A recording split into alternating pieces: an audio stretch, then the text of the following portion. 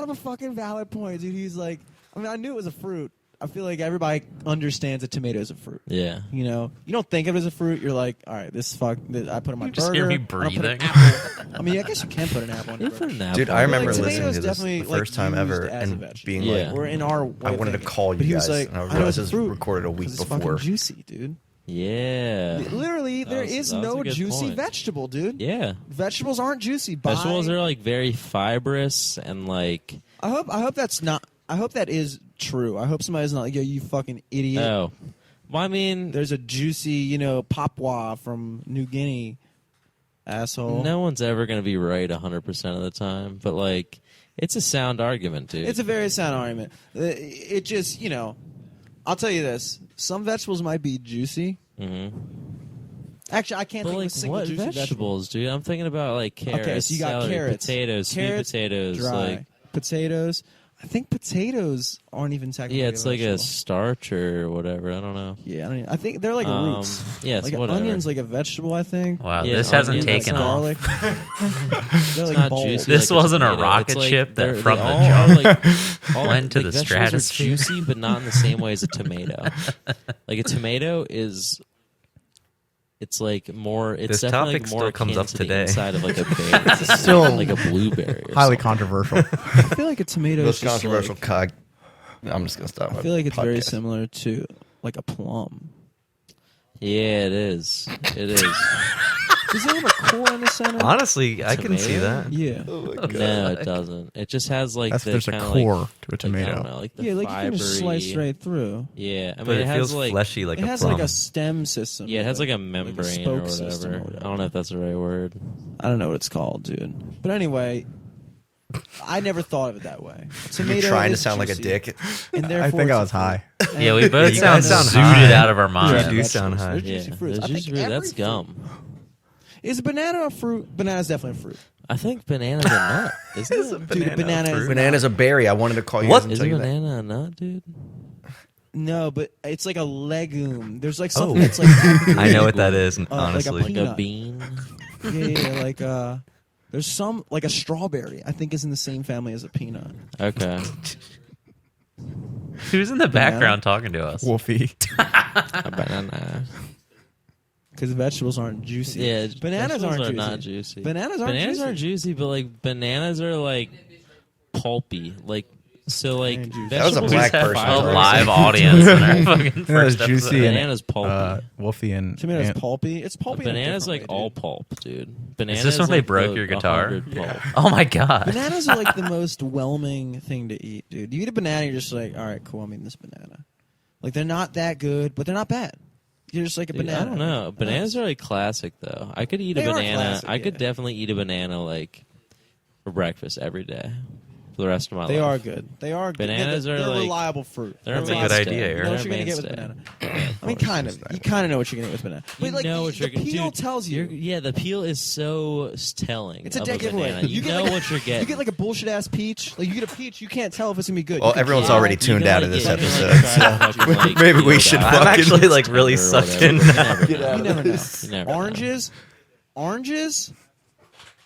You can kind of tell. I think an orange in its prime, It's easily prime. the best fruit, dude. Dude, oranges are so They're good. fantastic. Dude, what about grapefruit? You fuck with grapefruit? I fuck with like grapefruit. Not as much as oranges, Grapefruit's though. pretty much like an orange that Yeah, it's doesn't just- taste quite as good. Oh Yeah, my it's god, just this more is our sour. first episode, and it sounds like But we dude, ran out of oranges shit to are talk so about. good. I You love like like Now we're on clementines. episode 300. You like clementines? I gotta say, So good. the only Like, thing that's changed is the sound quality. I have been painting walls and heard you guys talk about some ridiculous shit. And I feel like you don't smoke pot that much anymore, so you're quick-witted. Yeah, luckily now we know that banana's not a nut. At least we've. Yeah. Thank I'm God. still not. God, that was the most retarded shit I've ever heard.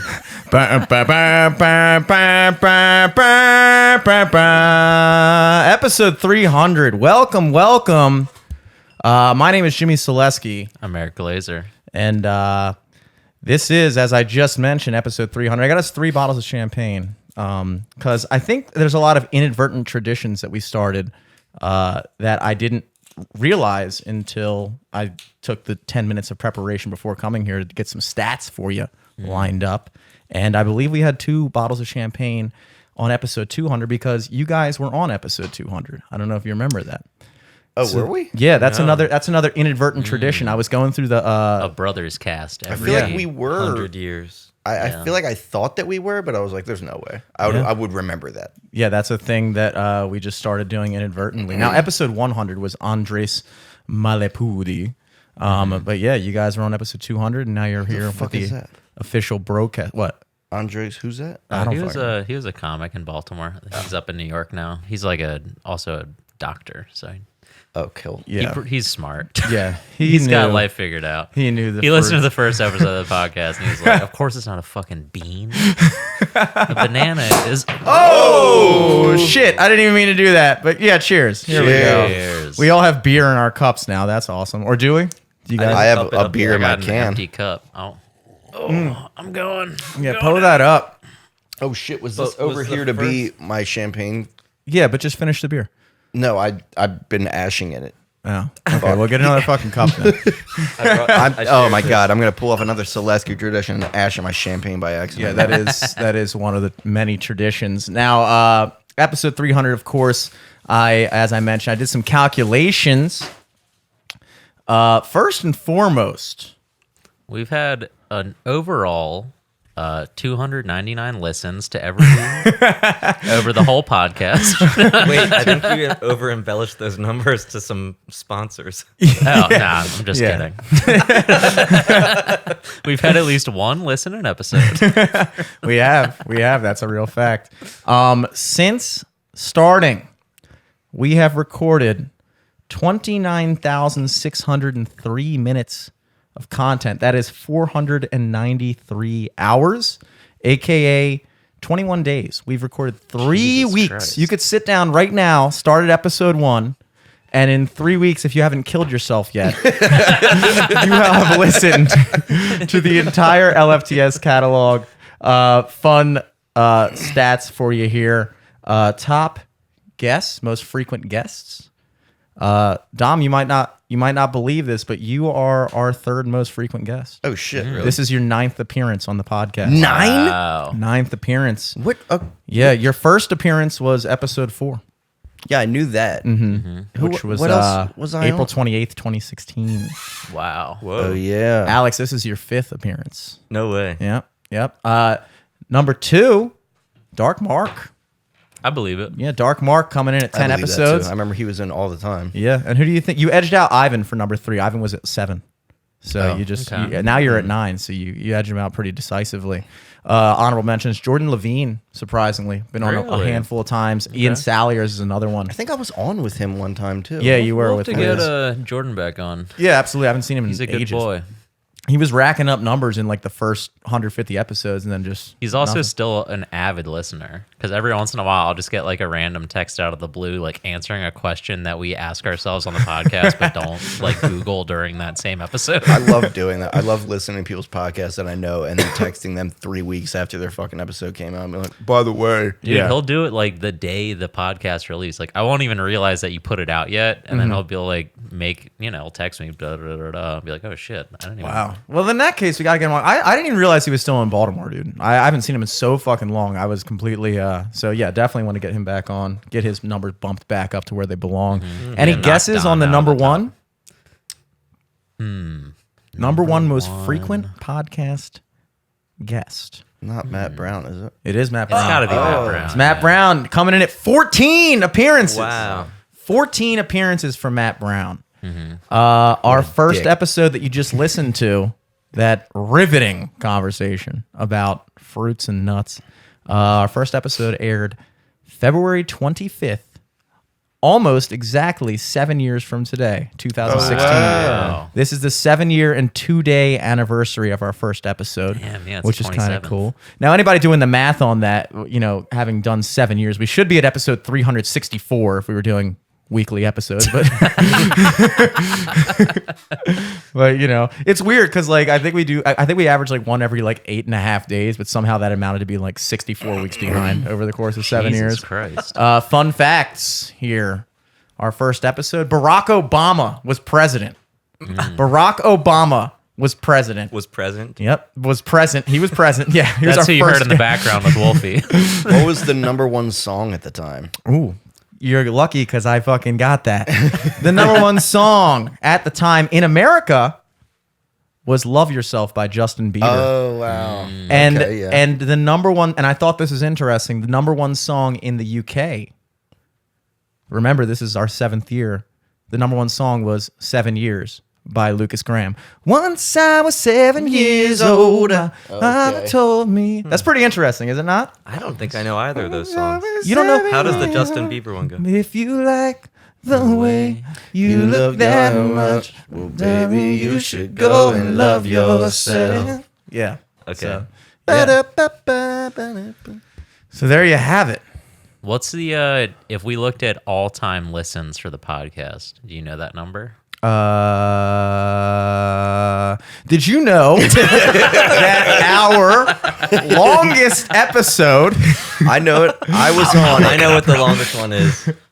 our longest episode was 4.5 hours? 4 hours and 7 minutes with Brandon Buckingham. Whoa. Yeah. It's not the... What about my 30th birthday? It's not the Brett Ernst one? Brett Ernst was 3.5 hours. Holy shit. 3 hours and Okay. 36. Alex, you came close. We were at we were a little over 3 hours with that one. Should we break the record tonight and just get blacked out? Well, we do have to finish 3 bottles of champagne, and we haven't even started. Have we started yet? I got some champ. Yeah. Oh, I started. When did you guys stop doing the live stream? 6 years ago. When was the first episode again? when did you now February shut 25th, down? Yeah, 2016. dude, I remember literally going out and buying a webcam because I was going to start live streaming on YouNow, just freestyle rapping. I was like, I'll blow up. Because I saw some dude with like 50 listeners at the moment doing it. And I was like, I could do this. Yeah, And I never once did it. YouNow was definitely one of those things that, it's funny because at the time, we were 23 when we started this. We're both 30 now. Yeah. That's. I got an fucking- interesting stat right now. Uh-oh. Is it having anything to do with our plays? Lifetime plays on the podcast. And this is on SoundCloud? On SoundCloud, we've had 58,764 plays. Excellent. Really? That does not Over count, 300 episodes. That does not count YouTube and does not count Spotify. That is Or way iTunes. more than I thought. Yeah, me too. The We've way had- you were acting, I was like, oh God, it didn't even break 10K, did it? But that's a lot. Yeah, That is a no. lot. 2021 was the biggest year for our podcast. We had 17,251 plays just during 2021 alone. What's the most streamed playlist or podcast on? I think it Spotify? was Brandon. No, was- it's what is it? top track of all time, episode 104, featuring Mark Norman. Oh, okay. Well, that makes Oh, sense. okay, Yeah. that makes a lot more sense. And then Jet Bailey, and then Mark Normand again. Oh, shit. Jet Top Bailey listeners of bought all some fake time, streams for that. Solesky. Wow, Dom, He's you're our our number top one listener? on SoundCloud I'm gonna. with 145 plays. I'm going to go ahead and assume that's Jimmy on my computer. Jimmy, I will walk into my room sometimes and just find Jimmy's podcast on my screen. I'm like, all right, dude. I'm gearing the system, baby. I play once I release an episode, I play it on every device in the house on mute. Just to fuck the algorithm up a little bit. The algorithm's like, wow, dude, as soon as he releases, first of all, Dom Solesky is on it. I do listen to every episode now, though, because all I do is fucking work and listen to podcasts all day. Yeah. I miss. Oh, sorry. I was gonna say No. I miss calling or I miss viewing when it was a live stream. Yeah. I was gonna say I miss calling in, but you didn't really take calls. But I used to text. I'd be like, Eric, I can see you, and I'd see him responding, and I was just messing with you to be like, now say this. We went through various phases of live because for a while there we were doing we would record the episode and then I would just broadcast the pre-recorded episode Yes. and just lie to Facebook Yeah, and pretend it was Well, live. and then we would sometimes hop in the live feed. Yes. Be like, Remember you Sorry, said we that. can't talk about That this wasn't right that now, long but ago. good shit. Yeah, no, it was over the pandemic. Yes, yes, yes. That was definitely, I feel like, super recent that you guys would do that. Yeah. Because I think we couldn't figure out a way to live stream the Zoom. Yeah, Because I think like it was too choppy to live stream the Zoom. Mm-hmm. So then you're just like, well, I'll just record it and then rebroadcast it and say it's live. Yeah, It'd be like light outside at 10 o'clock. yeah. Nobody ever because I would record No one it right. cared. It was fucking But I think a peak few pandemic. of us, I think a few of like your other friends and I would go into the chat and like engage as if it was live. People would be like sending us facts about the conversation. We're just like ignoring it completely. Yeah, man, it is true. This is God's given evidence that you work hard enough. If you stay consistent, you can still fail. You can still You can still work your way to the middle. you can work your way to decent. And that's the inspirational takeaway here. Do you guys want to hear some other stats real quick? Oh yeah, what do we got? What we got? I got some other insights. So where do you think the top location for listens from this podcast come from? I know for a while we were popping off in Croatia. We were, but right now, the Cockeysville. top 1, 2, 3, 4, 5, 6, 7, 8, Oh, 9, also 10, Cockeysville 11, too. 12, 13, 14, 15 top cities are all in the U.S. And then one in Brussels. Oh shit. Well, the U.S. makes sense. I could see that. Is Baltimore our top city? Baltimore is our top city. All right. Well, that says it's kind of like real stat. I don't trust SoundCloud stats sometimes. Number dude. 2, Columbus, Ohio. Oh, they love We're us. big in Ohio. Number 3, East Palestine. Number 4, Kiev, Ukraine. You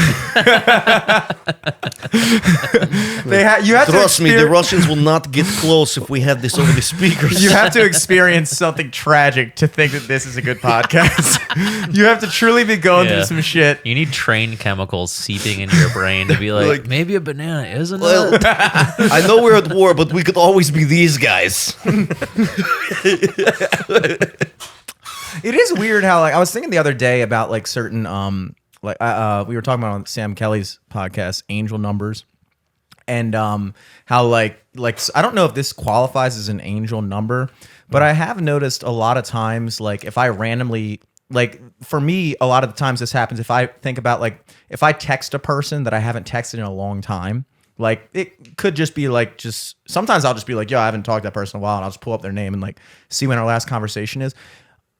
Way more than you would expect. It'll be like the last time we talked was literally like that day 2 years ago or something like that. You know, like I was thinking about I was walking to my car a couple days ago and randomly I remembered this picture that Ricky had taken of me in Fells Point. And I was like, I remember like the caption was like, I didn't like it at the time. And then she was like, you don't like this picture now. Or you're going to like this later, but I like it now. Smiley face. Fun fact, that's still on our Instagram. And it's like a legit just me in the picture. Like, it's pretty cool. I think that's pretty cool. Because a lot of times girls will just like scrub any trace of their ex-boyfriend. I could understand if it was like a picture of us, but this is like a straight up solo pic of me. So I went on there and I found it. And that thought randomly popped in my head. And it was exactly that picture was taken that day. It was just a couple days ago, February 24th, fucking 2018 or something like that. And it's just weird how that works. How like even this episode, it's like somehow by lagging and blah, blah, blah, blah, we ended up on fucking 7 years to the date, dude. Dude, I've been reading some trippy shit similar to this about mentalism and how powerful our thoughts are. Something I would actually really like to reconnect with Jordan Levine about. And I have been having really weird coincidences like that too, where like patterns or numbers or days or years where I'm just like, okay, this can't be a coincidence. Or you think about someone, then they text you and they're like, I was thinking about you too. Yeah. It's like weird how That happens to powerful me our thoughts so are. much. I believe it. Someone will like, I'll like have thought about someone just randomly. I mean, like, oh, damn, that person was cool. Yeah, let me get some of that too.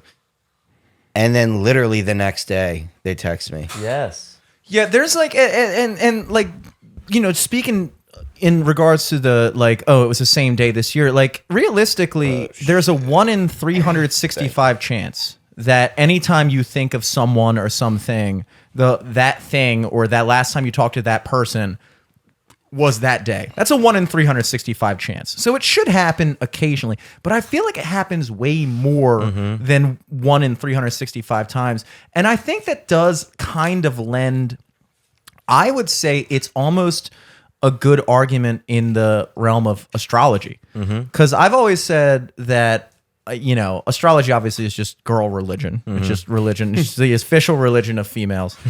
But I've always thought like there is some credence to the idea of like, if you're born, like for me, like I was born in August. I was born in the peak of summer. August and July are the hottest months. So like when I first came into the world, my first experience of the world was everyone just being kind of chill, summery, like everybody's walking around, like people are more likely to talk. Like if you're born in January, when you're brought out of the hospital, everyone you see is like fucking bundled up. Dude, I was cold. born in November, and it was it's always right after daylight savings hits. It's like a week after. So my first experience of the world was everyone being depressed as fuck. Yeah. Yeah. And so now my being music's tired. always sad. I thought you were gonna say your first impression was it's hot as shit. Well, yeah. Well. Hotter than my mom's pussy out here. 98.6 degrees out this bitch, bro. What the fuck? Fucking damn. Maybe there is something to that. You had a very easy transition into life. I did, yeah. You had a cold jolt. Dude, and it's still that way because dude, I'll fucking walk. Jimmy and I live together, obviously. So Jimmy constantly has his window cracked. And I just walk past his room and it's cold as shit. And I'm like, are you just constantly hot? Yeah, This boy. sucks. Maybe there is something to that. I'd never let it go. I've always said, I've said this to you before, because I realized it a couple of years ago. I was like, I don't really know a lot about astrology either, but there has to be something to it where like the majority of my friends are in clusters of like the same birthday months. I'm like, that's kind of weird that I have so many friends born in August, and I have so many of the same chunks, but there's certain months I don't have anyone I know in August my is life. the most common month to be born in, I'm pretty sure. I read that Oh, on a shit. Snapple. What's the least? November. Really? I would have thought it's February because there's less days. So the fact that November has 2 more days. You'd think November would be a big one because what 9 month 9 months after gestation February. period after Valentine's Day. Yeah, people. Well, usually that fuck many it. people fucking apparently on Valentine's pregnancy Day? actually takes closer to 10 months. People just don't usually find out they're pregnant for until a month. Yeah. Oh. Really? Is that true? Are we don't sure know. about this? Are we Is about this to like long change? COVID, long pregnancy? Are we about to change the frame of fucking it's 40 biology weeks, right now? 40 weeks is generally how long- 36? Yeah, the 36 chambers. I don't like you knowing so much about that. Well, 40 divided by 10 Is is 4. Yeah. Which is Well, that And means then 10 40 months. times 10 is 40, yes. or 4 And times 10. 40 divided by 10 4 is 10. times 9 is 36, which is the actual amount that you're pregnant. But I was born 2 weeks What? before. I was born 2 weeks before my due date. Yeah, I was a preemie. Yeah. I don't know what I was. Most of my friends are We preemies. were preemies, yet we're always late in these podcasts. I think it's like you can't discount the amount that your brain takes in. Like just like they say, the olfactory sense, the smelling sense, is one of the most closely linked to memory in your brain.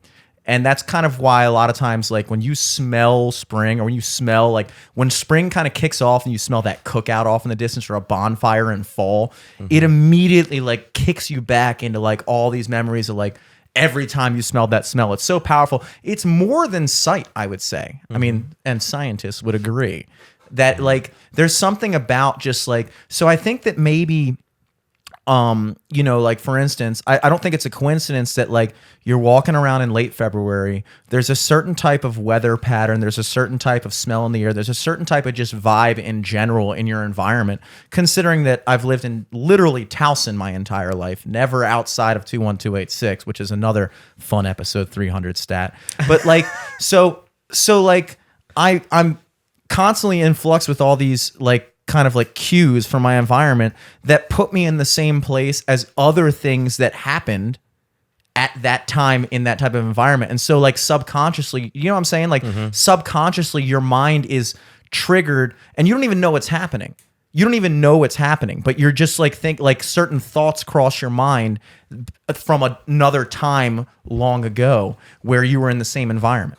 And it's much more subtle than like a smell. Like a smell, you could smell a smell and be like, oh shit, like last time I was there.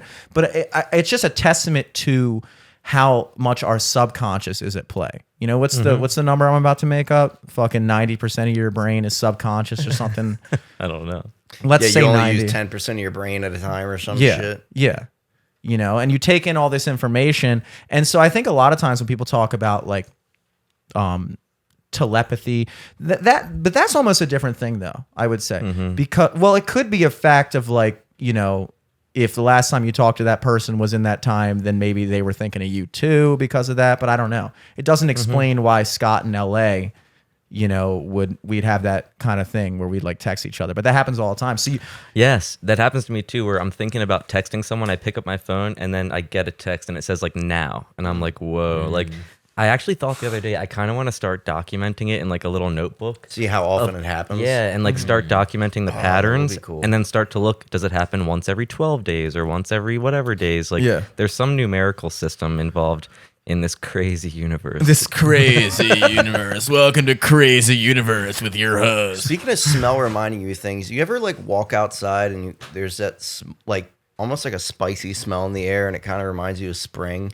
That's just McCormick. Yeah, I was gonna say that. That's just I the didn't spice know that until company. recently. Oh, you're being serious. I'm dead Yeah. serious. I That's- thought yeah. that was just a smell of spring because I always remember smelling that as a kid in that's spring funny. and thinking that was just like something to do with the leaves and the humidity and shit. Well, I bet it does. I bet it has to do with like now that the sun comes up earlier, and maybe it like activates the sense a little bit more in the air, and it can travel. Yeah, it could more. be like the air density and shit too, like how well it travels, how well it, you know. That sounds like we live in some like But coal dude, mining like, all the town, way like into- very blue First off- collar. I mean, Spice dude, miners. You never McCormick's- smelled spring. McCormick's like deep into like Hunt Valley, right? yeah. Okay, well then how does But no, it I travel remember that much? I remember walking to school in the morning, like to Dumbarton or some shit, and being like, "Oh, it's a curry day today." There were Well- some times I was drinking out and smoking outside of Padonia Station, and you could smell the gust coming all the way down to like Timonium. Dude, feel I like. just always thought I never even put that together until like a year ago. I was like working at a house up in Lutherville, and I had said that. I was like, "Don't you guys love that just like spring smell? That like weird spicy smell, Like And oregano, they go, like, organic garlic powder, that kind of fresh Cumin, smoked saffron in the paprika. air. smells like all the spices I was combined. like, dude, that's just McCormick. Everyone knew but me, and I was just like, "What the fuck?" First off, I live in Towson, which is how many miles from Hunt Valley? It's like far. 6. As the bird flies, 20 it's miles. maybe About. I think it's under 10 miles if you were to take a straight line. Like Liv Okay, taught for me a this smell to travel, I'm As not a the bird fucking flies. bear. A smell to travel 10 Yeah, miles. but you like got that. it in your system, bro. Here's the thing. Here's the other thing that's kind of interesting about human beings is we're one of the few animals that doesn't have a mating season.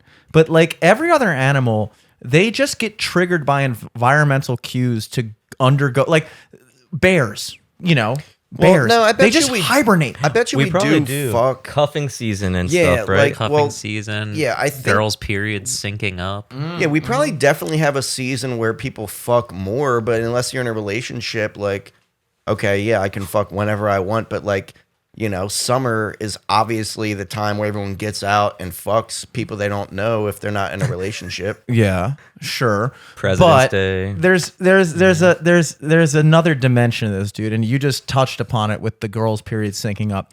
How does that fucking happen? The dude? moon. And Yeah, I have a the lot to moon. say about the moon once we get into that. But it's I don't particular. know anything about astrology, but I know a lot about the moon. Lunology, baby. But the moon, like, okay, so every girl in our region is affected by the moon the same, but specifically when girls live together in the same environment, they do begin to sync up, which Well, they is sync with the alpha. yeah. Isn't that a crazier Yeah. thing? And how does your body know that?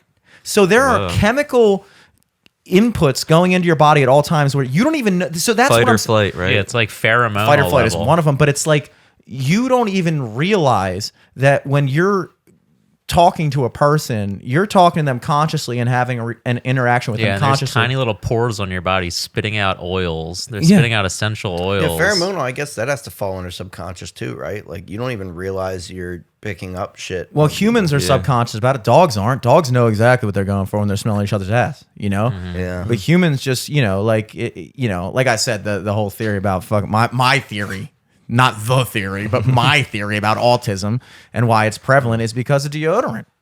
A genuine.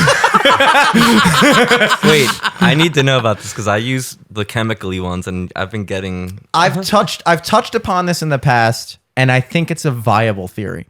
I think that all animals have pheromones, and most animals use pheromones or pheromones? I think it's pheromones with a th. Oh, I thought it was pheromone. I think it's PH. pheromones with an F. I think it's one of those words that you It's just a say PH. fast Perhaps enough. a PH. I don't think it's. I think you're pheromones. thinking of a theremin. A Isn't that an theremin. instrument or something? Yeah. I don't know what a pheromone. A pheromone is the If only scent we had that a it gives phone. off. God, this is going right back to episode 1 shit. I don't know. I think a pheromone is like juicy. Pheromones. But I think we do have those like really stupid little mini lizard brains, and we don't even like we think we're smarter than we are, but really all that subconscious stuff that's picking up, we don't know about that. I'm way smarter. All right, than a fucking lizard. hot news, breaking news. It is pheromone with a ph. I thought it was with an F, so I was half right. All right, so Did you really think it was pheromone? I really did. Oh, shit. It's like Unfortunately, our dad used to say filthy instead of He filthy. did say filthy. Jim, it's filthy in here. Oh, that's why you do that. Yeah, What? there's the pattern. But like, okay, so like you'll see this with your friends. If you hang out with somebody for a long enough time, you like in a certain situation, you guys will make the exact same joke at the exact same time. Yes. That's a minor level thing. Sometimes That's like the same as girls' period sinking. because that's guys' humor and girls' periods Oh, I are was pretty a much bitch the same. today too. But so when girls hang out, not only are they bitching at each other for no reason, but Oh my god. Some of my on a favorite TV shows. subconscious level, there is the pheromones going out. The pheromone. The pheromones going out. I have to break a 30-year habit right now, dude. Can you get you me had some to break fucking a 300 episode Jimmy's- habit. Jimmy's first fucking word was pheromone. My first Say word was dad. wrong. Say dad. Fat dad. Fat dad. Fammy. Fammy. Oh, suck. So Like, my I love my family.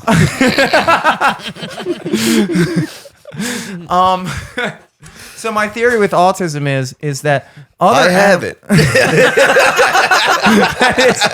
that one is not yet debunked. That is an undebunked theorem. But my Yeah, very unsolved mystery. It's solved. my very Mythbusters is just like, no, this isn't even worth considering. My very likely Dude, Alex debunkable is theory. cruising through this fucking We gotta fucking Looks too bubbly. Alex has poured up 4 times. we gotta do some work, baby. Give me some with this. Is that I think that we use pheromones like pheromones. We use pheromones. Jesus. We use pheromones. Animals use pheromones to Just stop saying it, dude. Okay. You're gonna fuck up. I feel like we're Say in vibes. like another universe right now because I feel like I've heard you say pheromone correctly before. No, you just never noticed it. I don't think you ever notice it. Well, we Yeah. all jump timelines all the time. I get away with a lot of words sometimes. Listen, I've been talk fast. I've been watching Russian Doll recently, and I feel like I'm in a different time loop. fucking okay. Okay. Okay. Pheromones. Animals use it to identify a viable mate. They go up, a female dog another dog pisses on a fucking hydrant or something, and another female dog smells it. She's like, weak. I don't even have to meet this dog. I know. Boy, This your mother- pheromones are off. Yeah. They can sense like STDs the and pheromones stuff. is off. Yeah. So with humans, we're supposed to have that too. Like we have body odor, and we don't just walk up to girls at the bar and just start smelling their armpits, But Wait, you don't?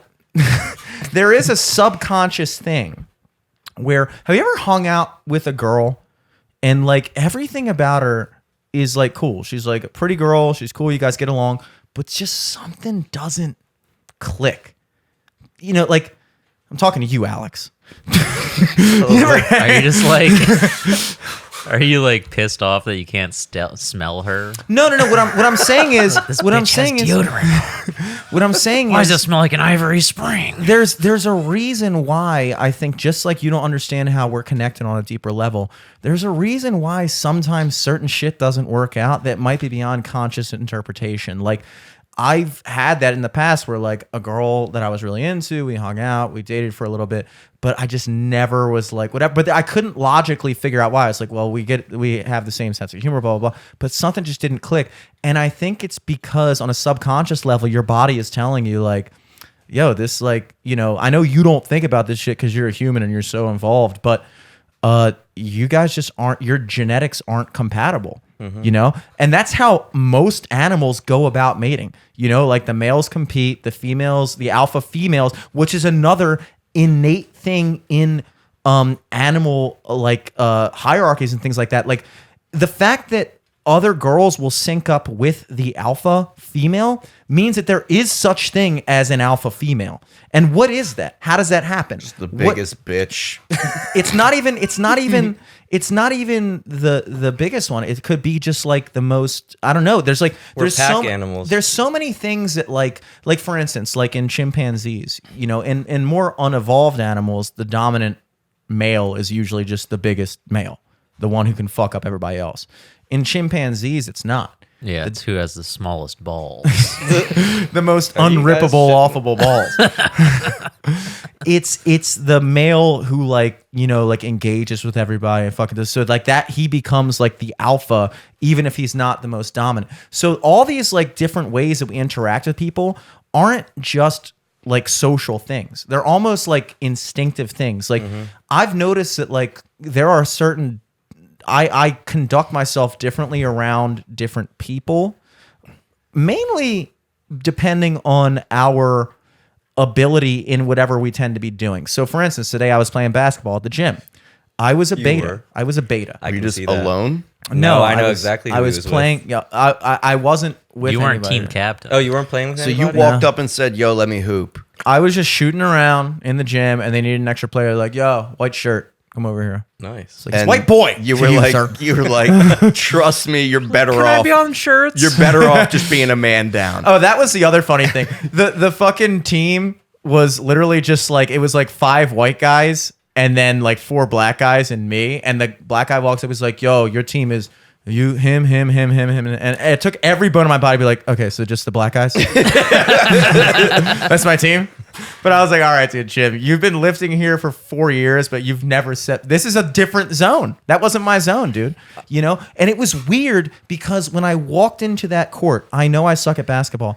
I immediately was a bitch. I had like a fucking high school kid being like, that wasn't on my team, like trying to get me like, oh, over here, like trying to get me to accidentally pass it to him. And I was like, wow, I'm getting. I almost fell for that. Yeah, I did. I'm getting sunned by a 16-year-old. That's why I said I know who you're, because I feel Were like they that's all such a young? competitive group. No, a lot of them were like my age guys. There was a couple younger kids. One of them had a Towson Generals basketball shirt. How'd you do? Were you I scored 2 points in one game. I mean, out of So 11, that's one- not so bad. you had one one basket? shot. No, they do ones and twos. You know, street ball does ones and twos, Okay. baby. You know, street They're ball serious ones and twos. about the basketball in there, though. I that were you Right going there. for boards? You're just big board. I was going for boards. I accidentally poked a guy in the eye as he kneed me in the nuts, and he was like clearly hurt, and he was like he was like a bigger white guy, But he hurt you And worse. but when he was acting hurt, I was like, all right, the only way he's not gonna get mad at me is if I act more hurt.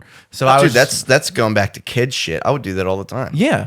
But it's like, it's weird because as soon as I left the basketball court and went to the gym, I immediately had like my energy back. I was like, all right, well, I can bench press more than these guys. I can squat more than these guys. Like whatever, not all of them. I but can beat most. everyone in a wrestling Exactly. match. It's like, so a lot of times, like when I talk to the producer, Sean, I kind of fall into this like role where I'm like, do you think maybe just possibly there's a chance perhaps that we could do this? And he's like,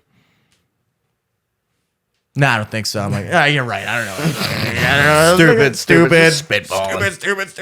But it's like, it's weird because you conduct yourself. There's a subconscious thing. And I guess a lot of it has to do with your like viability and whatever you're doing. So I don't know how alpha females discern each other, but it is interesting that your body knows. Your body knows. It senses the chemicals that go into your brain when you're having an interaction with that person, and your body sends a signal. It's like, hey, this is your brain talking, baby. Just want to let you know the chemicals that we're getting when you talk to this person says you're a fucking bitch. So from now on, we're regarding this bitch as the alpha. And then when you talk to another girl, you know, the chemicals in your brain are like, I'm the fucking bitch. And your brain's like, now you're the alpha. So if you move in with this bitch, she's syncing up on your calendar, dog. You know what I mean? And there is no male equivalent to that.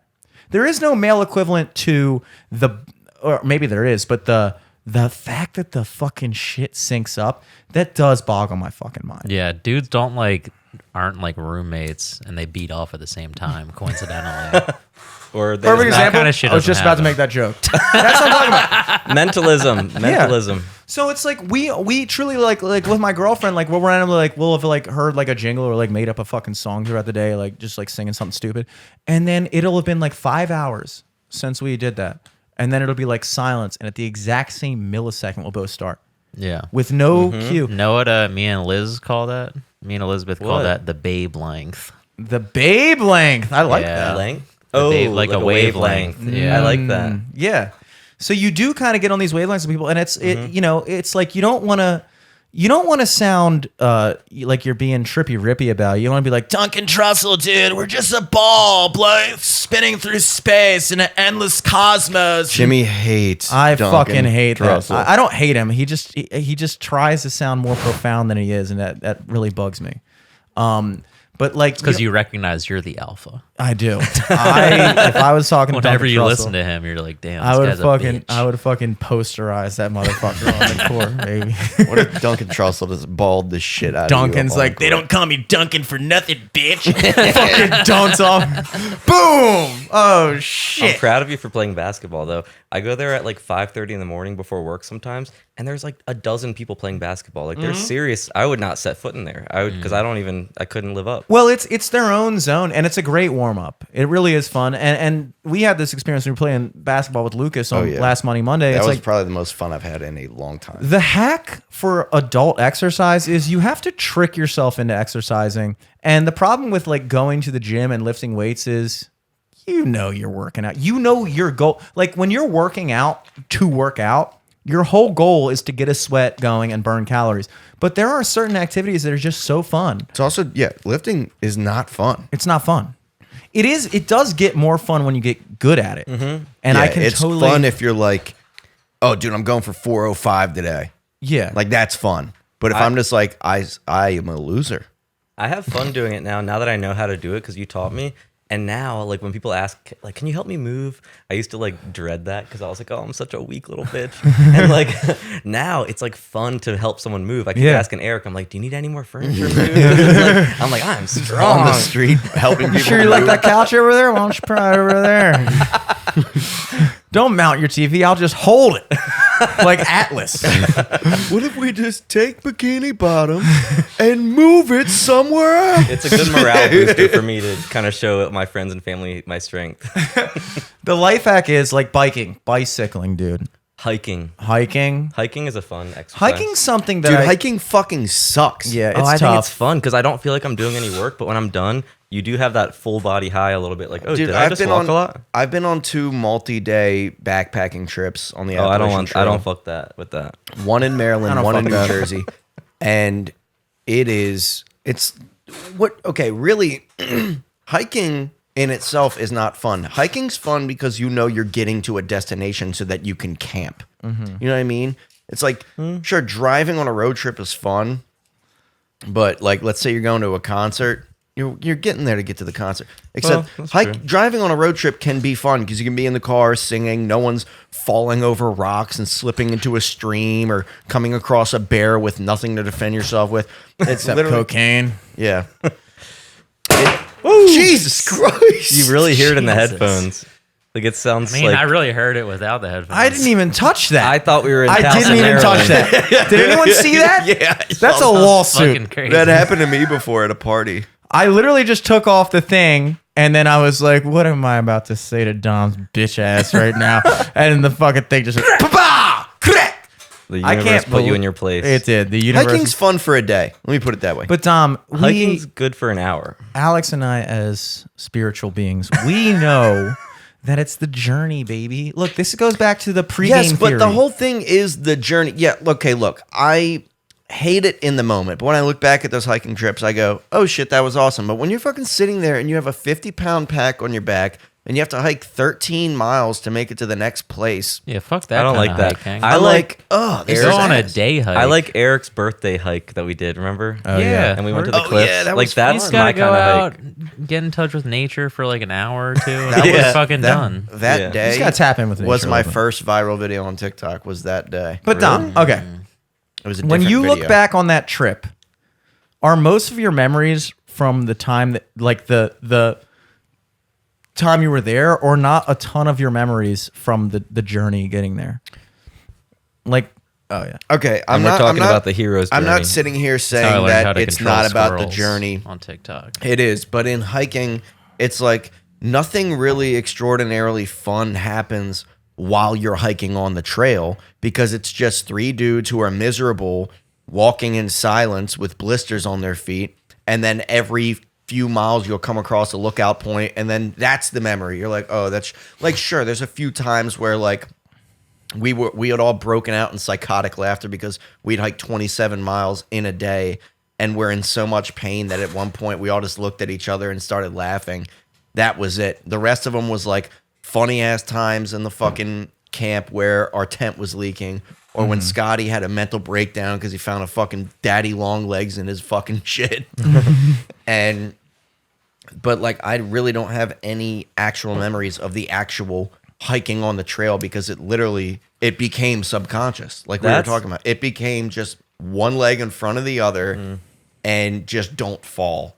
And But then- also, then you have to think about it's like, okay, so let's for the sake of argument consider an alternative, an impossible alternative. But let's just say that entire vacation, instead of hiking from place to place, was just like one night you just drove to one campsite, and then the next night you drove to another campsite, and it was just like camping in different areas. It wouldn't have been the same. Okay, I'm saying You're talking about no, it wouldn't have been the backpacking. same. I liked the fact that like we lived just straight out of a backpack for 5 days, and that was cool. I'm just saying the actual hiking part was miserable. Well, hiking, you know, you really Because it's got not like- Alex, that's backpacking, not The hiking. thing, yeah, that's when I'm okay. But that's really the only time I hike.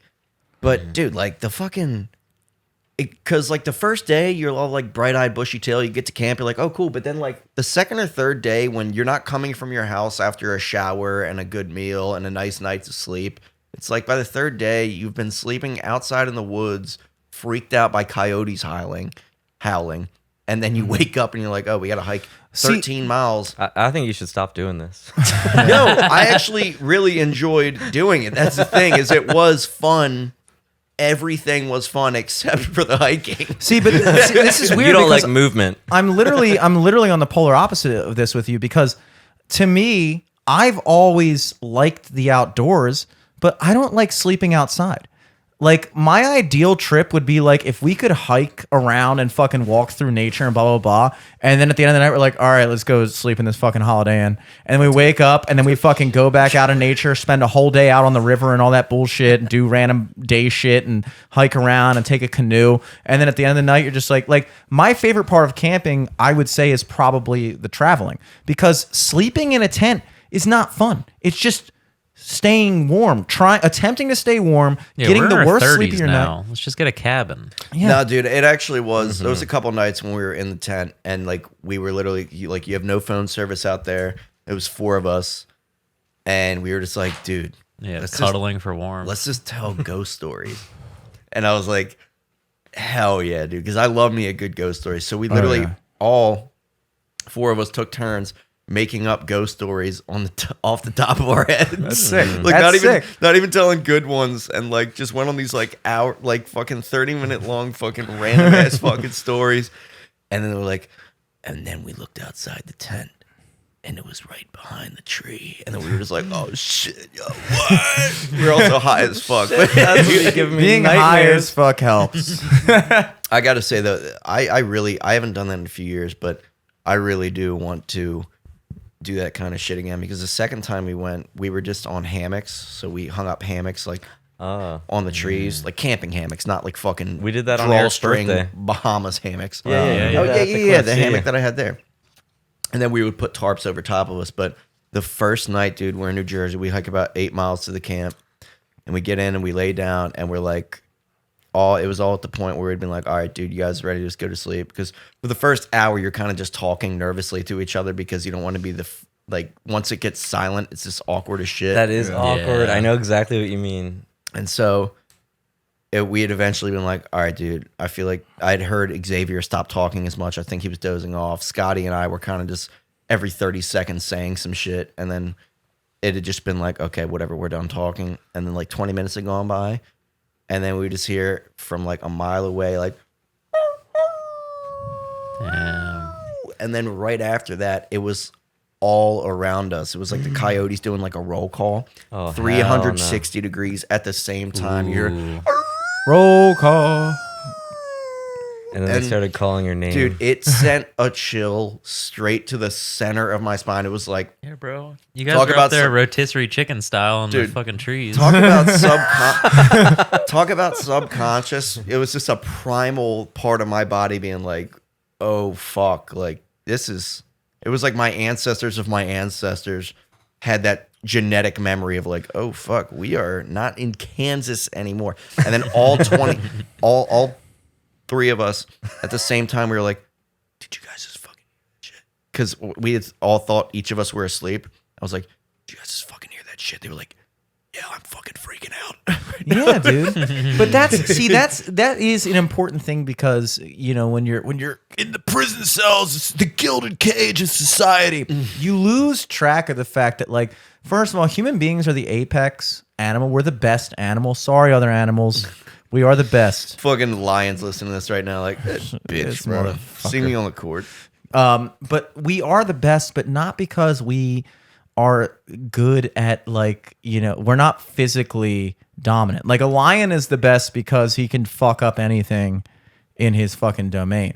We evolved to be smart enough to be like, yo, have you guys noticed that when we like sleep on hammocks and shit, we get fucked up by coyotes and wolves and fucking gorillas and squirrels, like, and daddy long legs and shit. Like, we got to figure something else out, dude. And so because we figured that thing out, because we're so smart, that was kind of what primates were. We were all in the burrows and shit, mammals.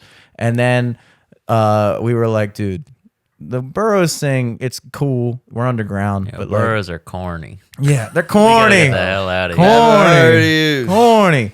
We're not supposed to be here. to be in nature. Yeah, we're supposed to be in the ocean. Human being. Well, That's where it all started. It is where it Are started. you gonna fight me on that? Eric? Dude, that was the other thing. Are you gonna tell me about Adam and Eve now, Jimmy?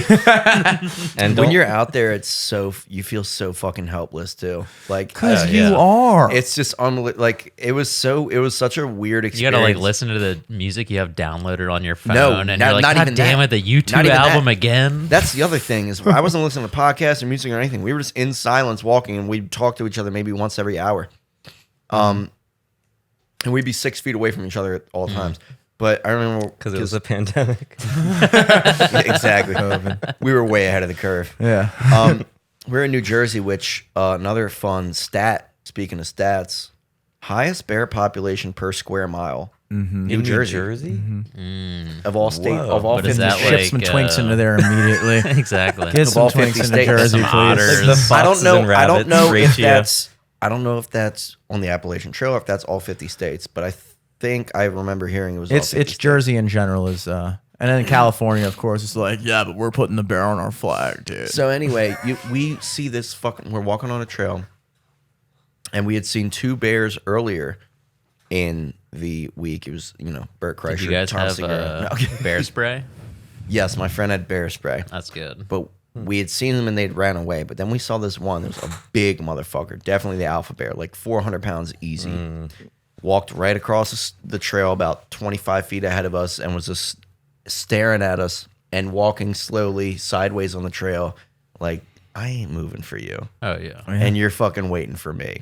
It's like when like an elderly person crosses the road, And it was you're just like, slowly. I can't fucking beep at It was you, slowly but- like the Move it. the things of your brain of like were just starting to peel away. It was like, wait, this isn't in a zoo. We're not in Towson. This isn't just like something that I can get out of. This thing is a wild animal. No one's in charge of it. You're in his home. No one's here to save me. It is just this bear, and if this bear decides he wants to fucking kill me, this bear's gonna fucking kill me. Yeah. And I can't do anything about it. It's just like, you go to a zoo and you see a bear, and it's just like, oh, he's behind a cage. It's all good. Man, if we were out in the woods right Then now. I saw this bear that's just like, he's not in a cage. He's fucking been living here his whole life, and he sees me in his house, and I was like, oh, fuck. And I bet he looked strong. But you know what? Don't you kind of feel like a little bit of for me, it's a pride thing when I go into nature. Because I'm like, dude, look, I get it. You live here. It's like going to a third world country on vacation. You're like, dude, I get it, bro. But like when I was jogging in Loch Raven and that, the only reason I let this motherfucker go was because he had a family. What happened? This fucking deer walks up. Apparently, deers will fuck you up. They will. Oh, And I think I That's mentioned why this they have before. those fucking antlers, I get dude. They'll ram you so with them fucking freaked out of things. I see a idea. doe and a couple Bambis walk Aren't you, by. like, lightly on mushrooms a doe, or something, a deer, too? a female I think deer. maybe slightly, but he didn't know that. It was just psychological. The deer didn't know that. The deer deer's was always on mushrooms. Yeah, the deer is that's all he eats, dude. He's like, oh, what are you microdosing, bro? I'm a fucking deer, dude. and so the doe and Bambi walk across the trail, and I'm like, I ain't stopping for you, dog. And then the fucking buck walks out in the middle of the trail, stops, looks at me, and just goes, stomps his foot, and then just casually struts off. And there was a part of me. There was a part of me. The boy, who the fuck? it was kind of like I was like, you forget that you're Do like, you understand you're a deer? it's like, bro, I'm a human being, dog. Who do you think you're talking to? Like, Who I do you get think it. makes cars. You only live out here because you couldn't figure out You anything only live out here better, because dog. I fucking let you, and I haven't hit you with my car yet. Yeah, I have rules in my society of when I'm allowed to kill you. I don't trust deer. I think deer are the most eerie animals. Like they look you like deer in the headlights. That phrase, like they're just creepy. You know They're dumb, bro. they're mad responsible for dumb. the most human deaths. really? Yeah, dude. Because of car accidents. So that's Yeah. going through my head. I'm thinking like, yo, you are responsible for the most deaths in my species, bro.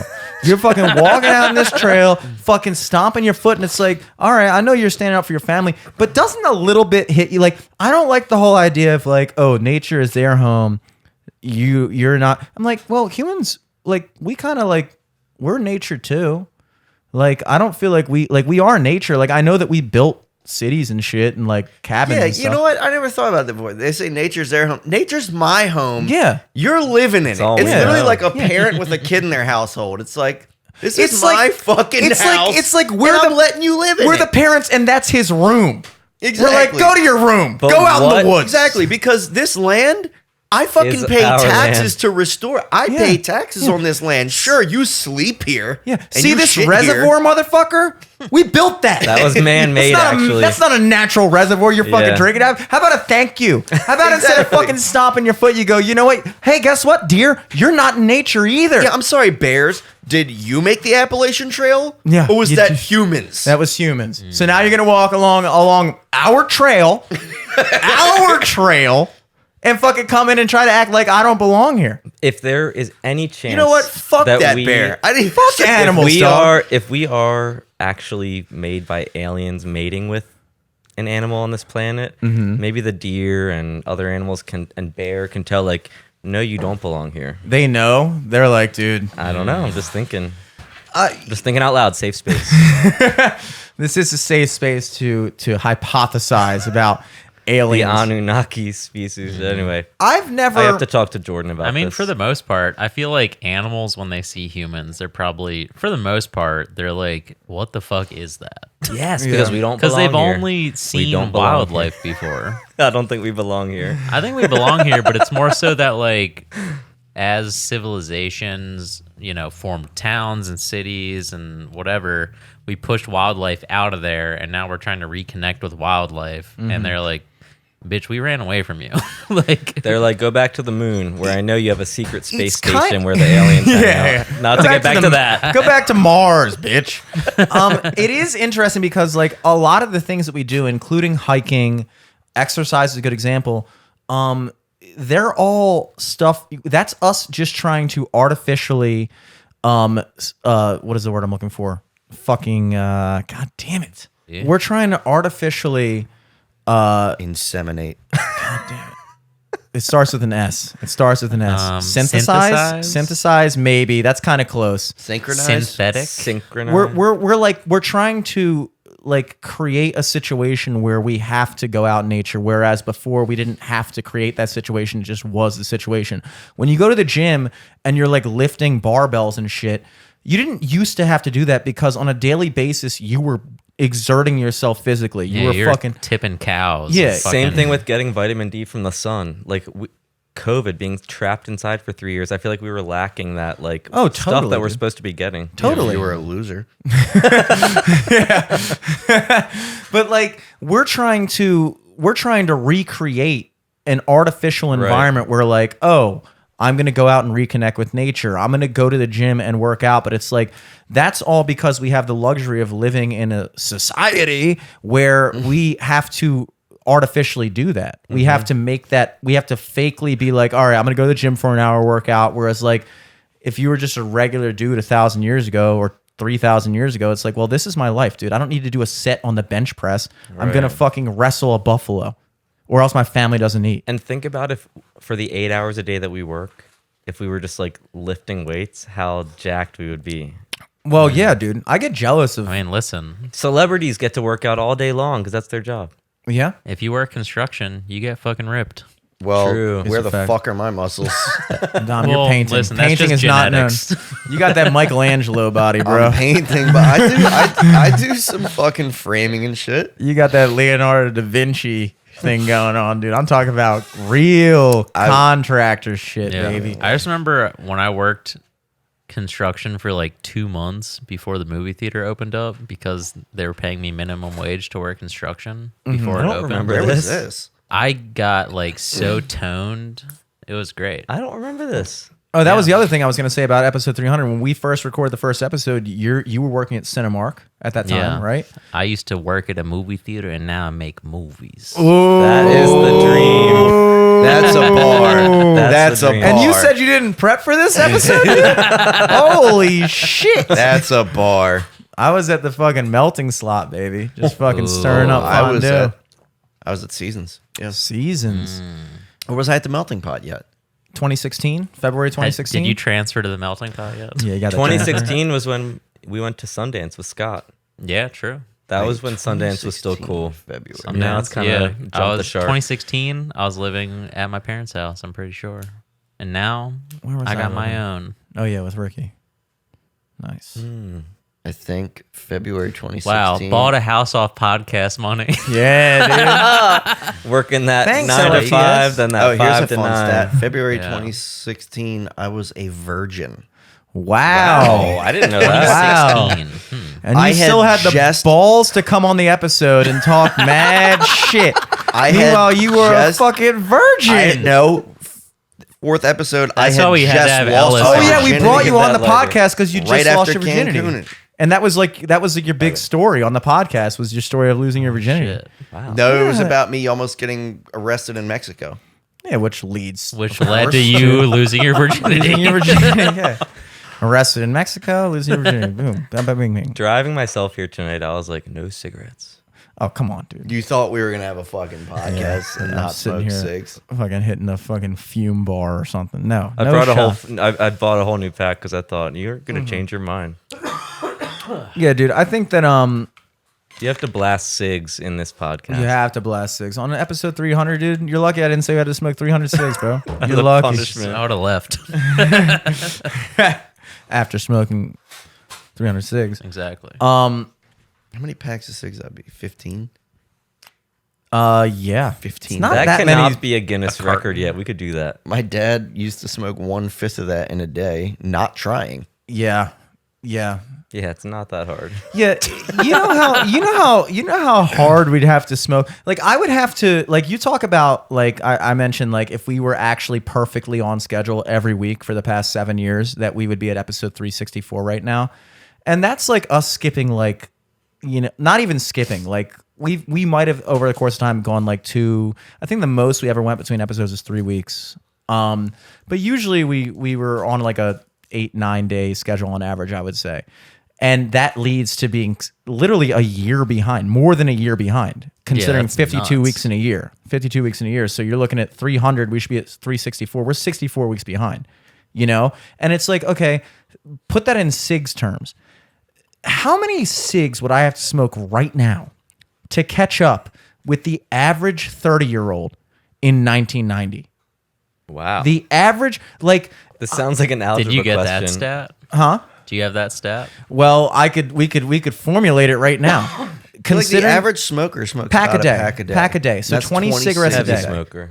Is that still a stat though? no. I feel like Heavy that's a smokers stat smoke from more like the than that. 90s. The heaviest smoker I ever knew would smoke 2 packs a day. I can't imagine My more dad than 2 used to packs. smoke 3. 5 Yeah, or 3. 3.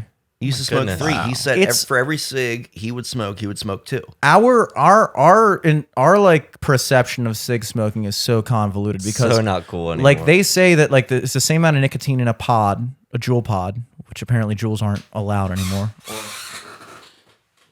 You have to pay like a 406% tax. How many on it or cigs something. are in a big bar? Well, there's I 3,000 think you're holding that hits. cig backwards. Oh, never mind. I'm just I always blind. assume that a puff bar is a pack of cigs. I don't know if that's Well, accurate. that's it's just a good rule of thumb. 20 cigarettes, the yeah. average vapor is going to go through a pot a day juuling. I would say that's like a good generic thing, and that's the same amount of nicotine that's in a pack of cigs. So if you figure that they didn't have vapes 20 years ago, that if you were a cigarette smoker trying to get the same amount of nicotine into your body, that it would be about a pack a day. And you also have to consider that the reason why we look at it as so crazy is because our society has made major moves away from making smoking convenient. Like there was a time when smoking in someone's house was a given. Smoking in a hospital, smoking on the plane, smoking in a restaurant. Like you didn't have to walk outside to smoke a cig. Like I was it's- still alive when there was smoking sections in restaurants. Yeah, 2008, Yeah. bro. We were in high school. I was in high school. We used to sit in smoking sections. Yeah, because so we were it's- like we felt old. So if you figure like mature. you want to call yourself a smoker, then let's say the average cigarette smoker picked up smoking when they were 16. I think that's fair. I think a lot of kids start smoking cigs in high school. I mean, how many kids right now are vaping in high school? Probably a ton. They get their fucking vape, whatever. So let's say you've been smoking 1 pack a day, which I think is a fair estimation because of the amount of people we know that smoke 2, 3. You average it out. I'd say 1 pack a day is fair. 20 cigarettes a day for 1 year is about 7,300 cigarettes a year. 7,300 a year. Now, 14 years from 16 to 30 times 7,300. I don't even want to do that equation in my head right now, but it's a lot. And I guarantee you, I am not even touching that. Not even close. No. Not even close. If I had to make an estimation, I'd say in the past 5 years, or I would say maybe 10 years that I've been like smoking cigarettes, maybe 1.1 cigarettes a day. Not even. I would say in the past 3 years, 1.1 I think cigarettes a that's day. true. Yeah, I was on- gonna say a half pack a weekend. If I go crazy drinking and I'm smoking cigs, I might smoke 5 cigs in a night, and that's like a lot for me. That's a big night. How That's- many cigarettes are in a pack of cigarettes? 20. 20. 20? Jesus Christ. Mm-hmm. How does someone go through 20 cigarettes in one day? You just You just look cool. you do. You don't even have to try to look cool. You just do look cool because you're smoking 20 I cigarettes did a that day. in college. At a I literally time. smoked a pack a day. That's my 20 God. times per day that I did people not look need at you it. and are like, wow, that guy's fucking cool. I didn't need it. I was like forcing it to be like, oh, I'm so busy. I have to look like I'm so if I smoke cigs sober, in between it like sucks. errands. I just remember at my first job, I realized that, like the cigarette smokers basically got extra breaks. Yeah, I So, hate that little thing. I didn't smoke, but I would just go out with the people that smoke cigarettes because I was like, I want the extra break. Like, Yeah. this isn't Okay, fair. that's a big. Speaking of LinkedIn trends, I feel like LinkedIn is all these memes that's a big popular meme. It's like, if you're not a smoker, can we get more vacation days? Because they're doing 5 minutes every few hours. All right. That's what I say. right. Just don't be a loser. Just go outside and don't smoke. You can still go in the circle with the smokers, Eric, and you that is don't have beautiful. to smoke. That's Because literally what I did at You know how we E3. try to. You know how we try extra to. vacation. You know how we try to force ourselves back into nature. Mm-hmm. I read something online that said if you're like really stressed out at work or something like that, just like shut the computer, go outside, take the elevator downstairs, Smoke a cig. walk out the lobby, and put both Get the hands on the secondhand ground. smoke. Just put both your hands on the ground. They say it's just gonna like cure all your stress. Oh, I yeah. haven't tried it yet because I just go out and smoke a cigarette. I keep forgetting to touch the earth, but But you kind of are. You kind of are. very I heard true. Ace Matthews. I didn't hear her. I saw her tweet something like blah blah blah blah blah. But I still touch grass every day. And I was That's like, like a meme right now, though. so like touching grass. Touching though, grass But is you're a like meme. you're like reconnecting with nature. Yeah. And after all we've discussed, are we really in a position to say that that's not some credence to that? Getting in touch with dude. When in the winter, I don't leave my apartment. There'll be entire days when I sit in the living room that I don't go outside on any level, and it makes you fucking depressed. Yes, and you don't realize is it. Absolutely sunlight, and it's like everybody can relate to that, dude. When it's a nice day, people go outside, and just instantly your mood is just like it's like a fucking drug. Sunlight's like a fucking drug. I think Dude, about those, that with those my 2 dog. days we had that were. Okay, back to the show. Yeah, what I was All right. saying was. This technical difficulty was brought to you by Corbel Brut. Now apparently $15.99. What? Ooh, Jesus. that's cheap. That's supposed to be the cheap one. 12. Well, it's not that much more, but it used to be like $10. Yeah, it's a little Oh. high. A little I pricey. thought it was nice. It I is thought it was cheap. a nice champagne. I didn't know it was the cheap one. That's Yeah. funny. I was That's saying good. that those. Oh, sorry. Go ahead. Our go ahead. parents got me a bottle of that for when me and Elizabeth moved into our house. Well, It we was are like blue vintage collar. age from Yeah, a year in the future. Like, all right, this is vintage 2024. We're all proud blue collar boys in Baltimore. We drink Corbel. Sorry, Dom. Go ahead. I was saying before the technical difficulty that you could even tell just those last 2 days in the past week where it was just super nice out. My mood was like Yeah. I always every year go through that seasonal depression where I'm just like, am I always this fucking sad? Yeah.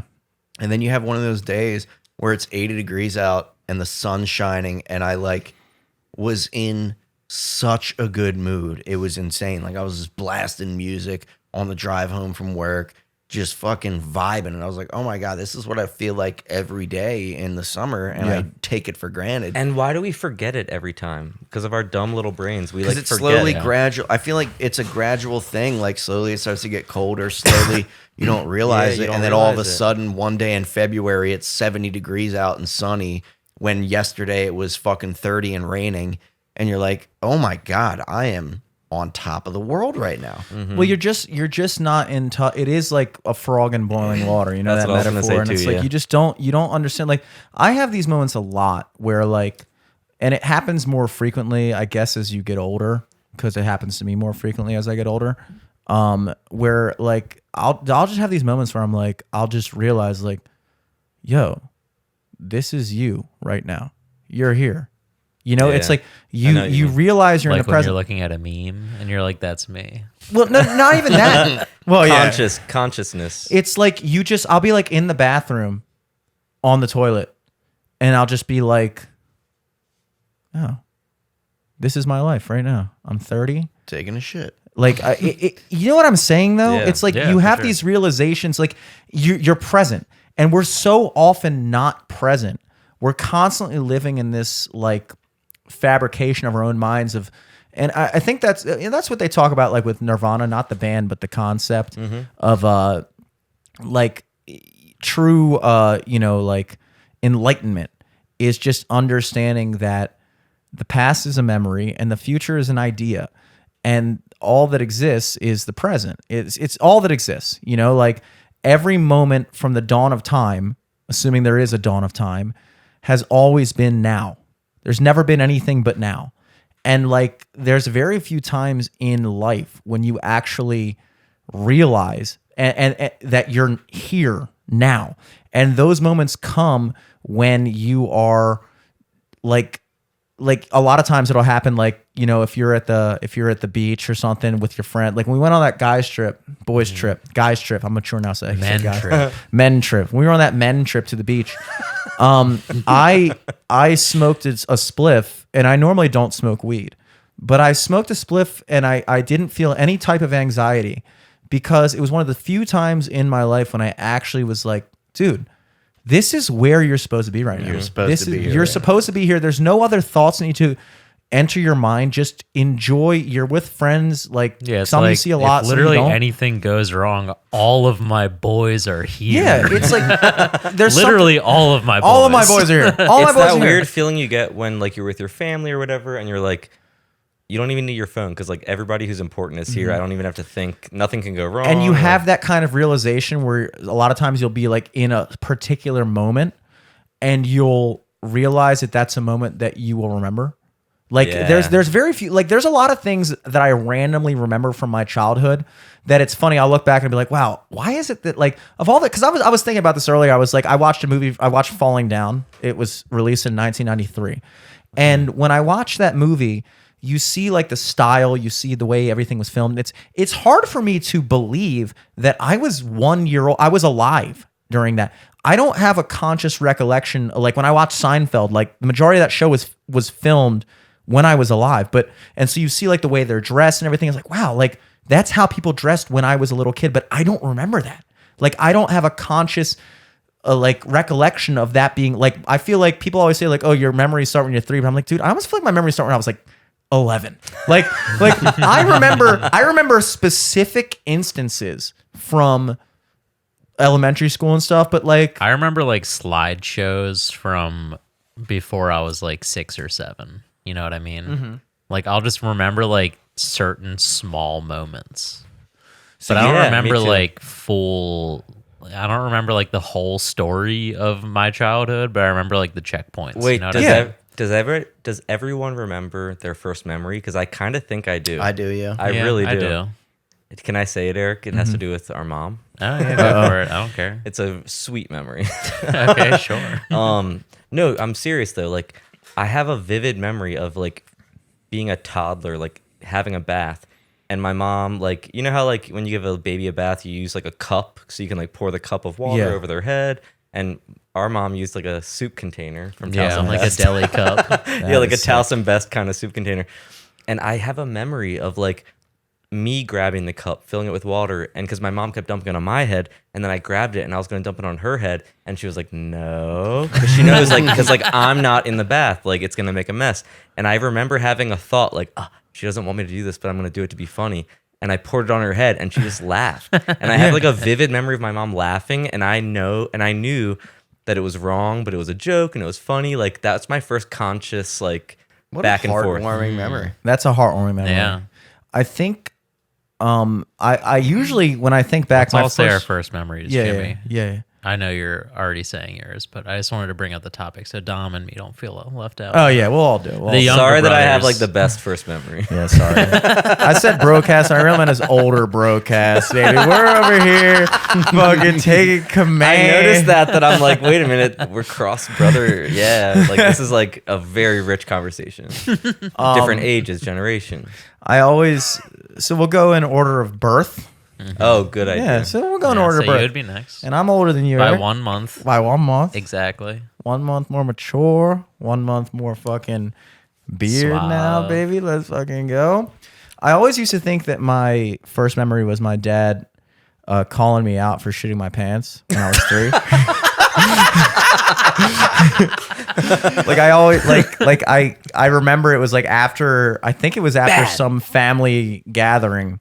It might have been my birthday, my 3rd birthday, and I had That's a stat. kind of shit my pants.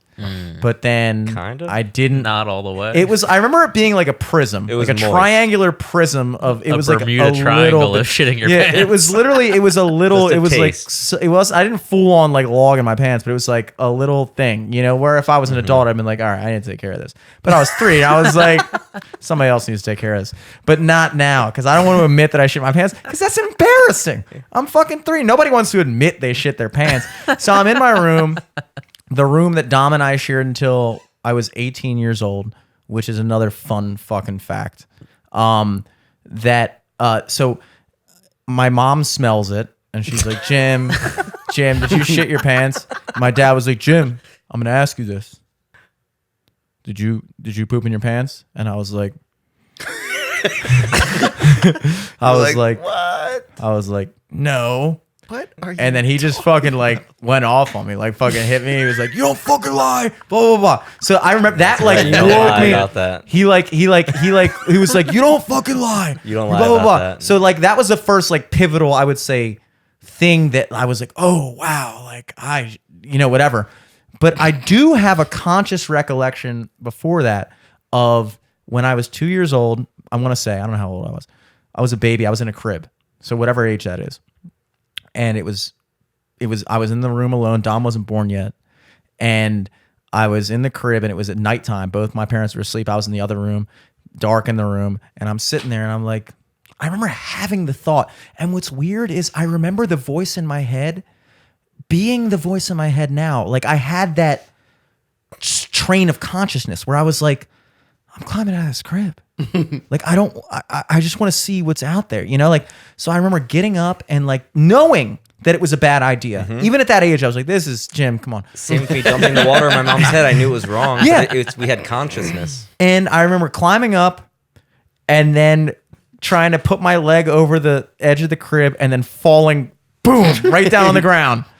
And in that moment, I'm sitting there for like 10 seconds. It's like, wow, even in my mind, I was like, oh, I'm glad I'm not hurt. It was like weird that like you had these thoughts as a baby.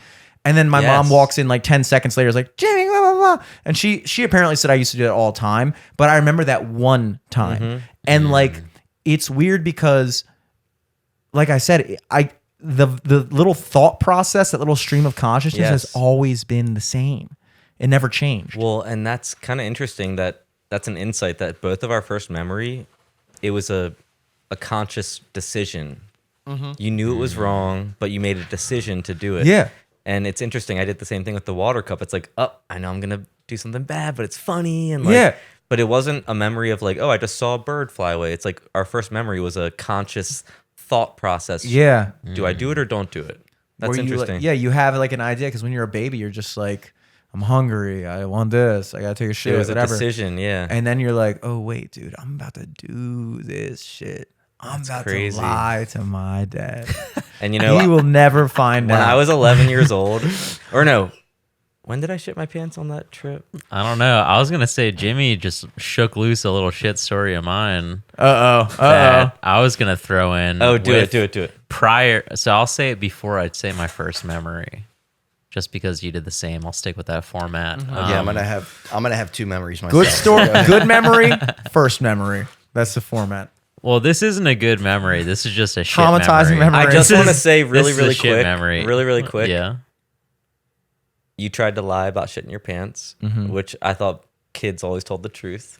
And listen, there's gonna be a theme. But when I turned 11 or 12, or I think I was 13, I shit my pants on a Boy Scout trip. Oh shit. I lied. I was like, You no, were it wasn't me. 13, you said? I was really not that young. Yeah. And I lied. I was like, just how you lied to your dad. Like everybody was asking me like, and I was like, no.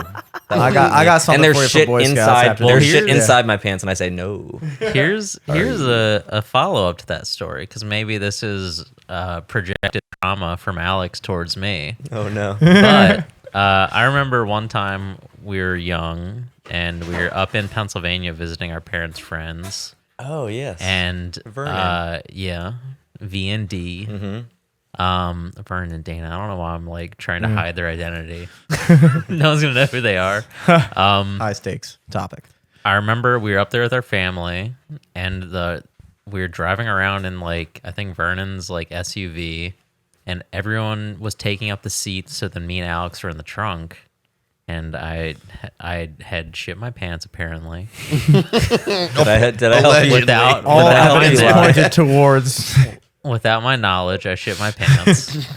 And I remember Alex grilling me, being like, hey, like, you know, and it didn't come out of nowhere. It was just like we were hanging out in the back. We were like, it was near the end of the day. We were about to get in our parents' car and go home. And all of a sudden, Alex started grilling me with like, hey, did you shit your pants? I don't remember this. And he He was probably like, didn't "All right, so use let's those address the words, but he elephant was like, in hey, the did you trunk poop real your quick." pants? And I was like, no, obviously lying. Did I And tell then, you? no, well, but you hit me with the guilt line of, I just need to know if you shit your pants, because if you didn't, there might be a gas leak and we might all die. You got that from the BGE. How the fucking- fuck old was I? I don't know. Did you Thinking get that those from sad the Boy balls. Scout Natural drama? gas smells like your brother shit his pants. If you I sound so annoying. call 866 better help. I sound so annoying. I feel Do like not touch. I feel like a cool brother. Oh my god, I remember that. Well, no. I would've- So listen, you were the cool brother because you were like, I won't tell anyone, but you got to let me know if you shit your pants. And I I'm was gonna like, start crying. I don't remember this at I all. did. I would thought you were gonna say you ratted me out. You said Eric shit his pants. No, that you would were have been such like- a little mean thing I did. No, you were like, listen, I need to tell our parents if there's a gas leak or not. Either that, or I need to So you notify need to the let me know if authorities. there's. I guess If I'm you always. shit your pants, you don't. I'm calling the cops. We're gonna keep it a secret, but Oh, that sounds. listen, kinda I need to know if I'm If there's a smelling the gas gas leak. Then Jesus. because we have to tell our parents if there's a gas. I didn't think I was that smart as a kid, or was I always that anal retentive? Like I'm like there could be something wrong, or was I manipulating you to be like Well, to make you Apparently tell me none you of shit us your were pants? You said anal retentive. prior to me These saying are all that. Yeah. shitting your pants stories here.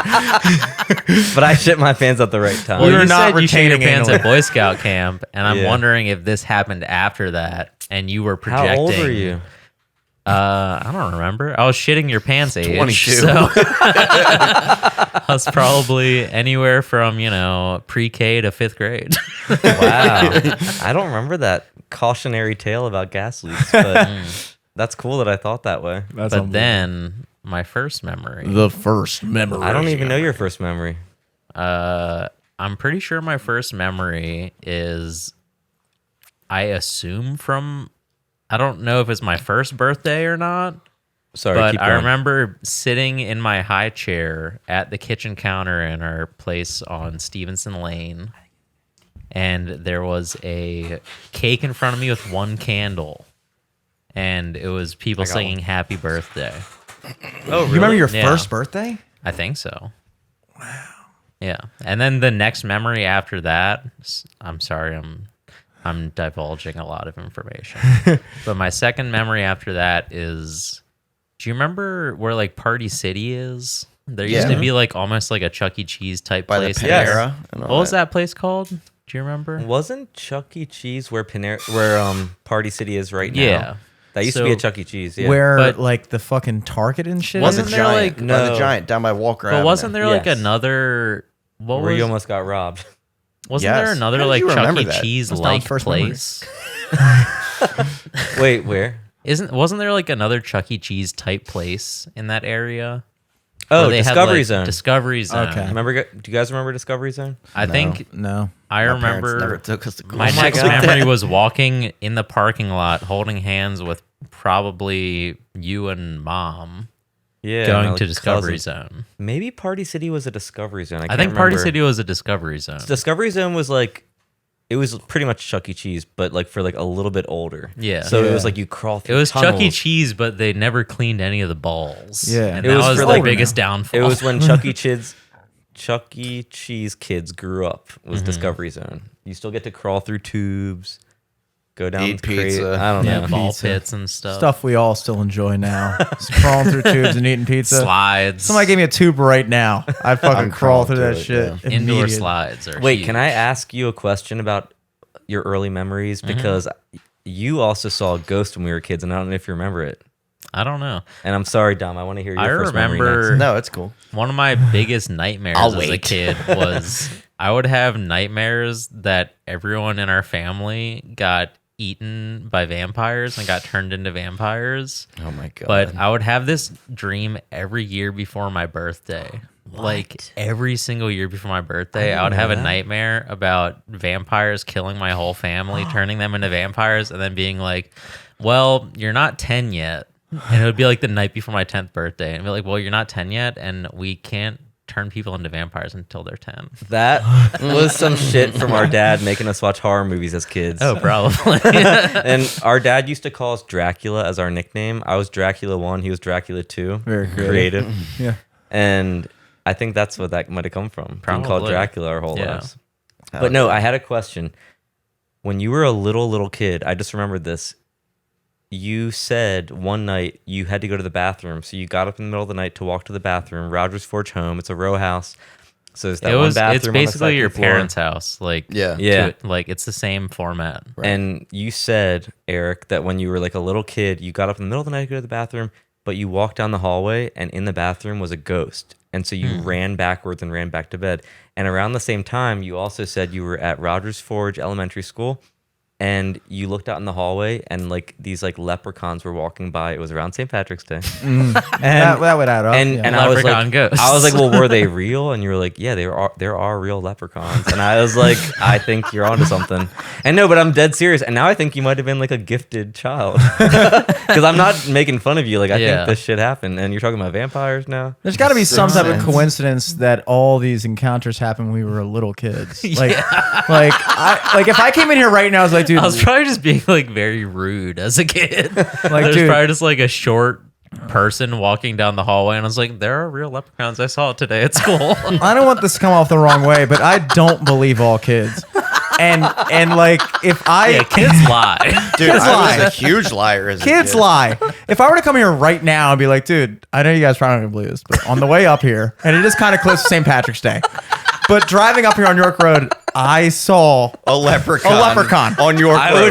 would, Would based that on, story not be a little bit more credible than if I was 8? based on history, I would probably I believe saw a you. leprechaun walking out of the Szechuan house on the way here. I swear I would be like, to God. call the Towson Chamber of Commerce. Call Kevin Kamenetz.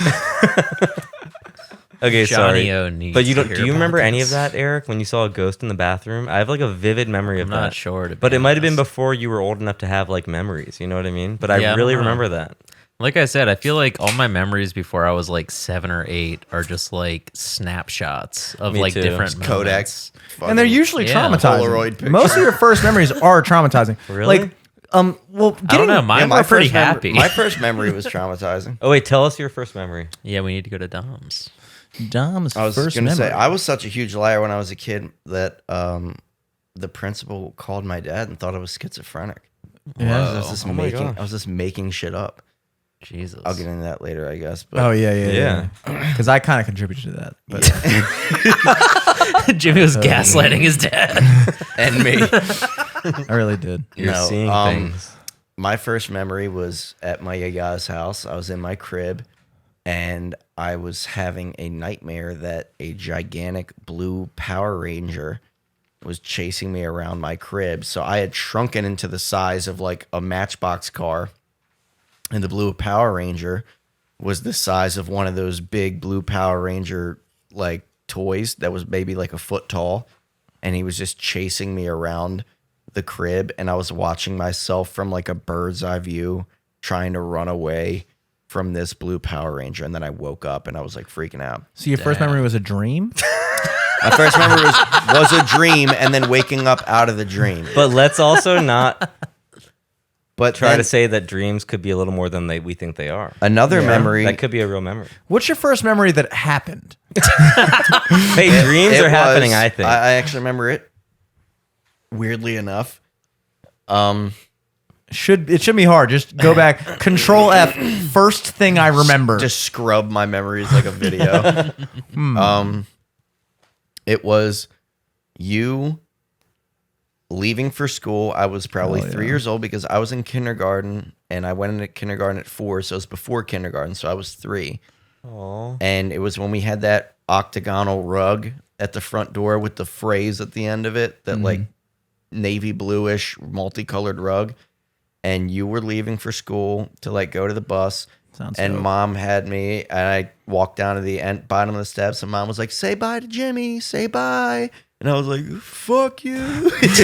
I was like, "Bye." And I just remember, yeah, it was like my first memory was just like me walking down to the bottom of the steps, not having to do shit all day while your loser ass went to fucking. Well, I knew that obviously I was gonna be your first memory. That goes without saying. First real memory. Your first real memory. Every memory you had before that. I think was a dreams dream. are another dimension, so I think that was a real first memory. That's a real first memory, baby. I remember that, dude. Now, do you have a shitting your pants story Yeah, Uh, that's the as a format. kid? Well, I almost shit my pants like a week ago. Same. And I Continue. like, not drunk or anything. I literally was at Little my brother girlfriend's house. status, you know? I was at my girlfriend's house. Her mom was in the bathroom upstairs. I actually had to drive to the Giant across the street from her house to go shit in Giant Isn't that horrible? because I thought I was going to shit myself. Oh, no. You didn't want to do it there. Well, her You don't mom was wanna in the be so bathroom. That noisy. and two, Oh, sorry. I also Taking a didn't shit. want to run upstairs Her while mom's her on the mom and toilet. her sister are still awake, and I'm just in the bathroom. Yeah, playing the shitting. fucking trumpet. It was on loop. So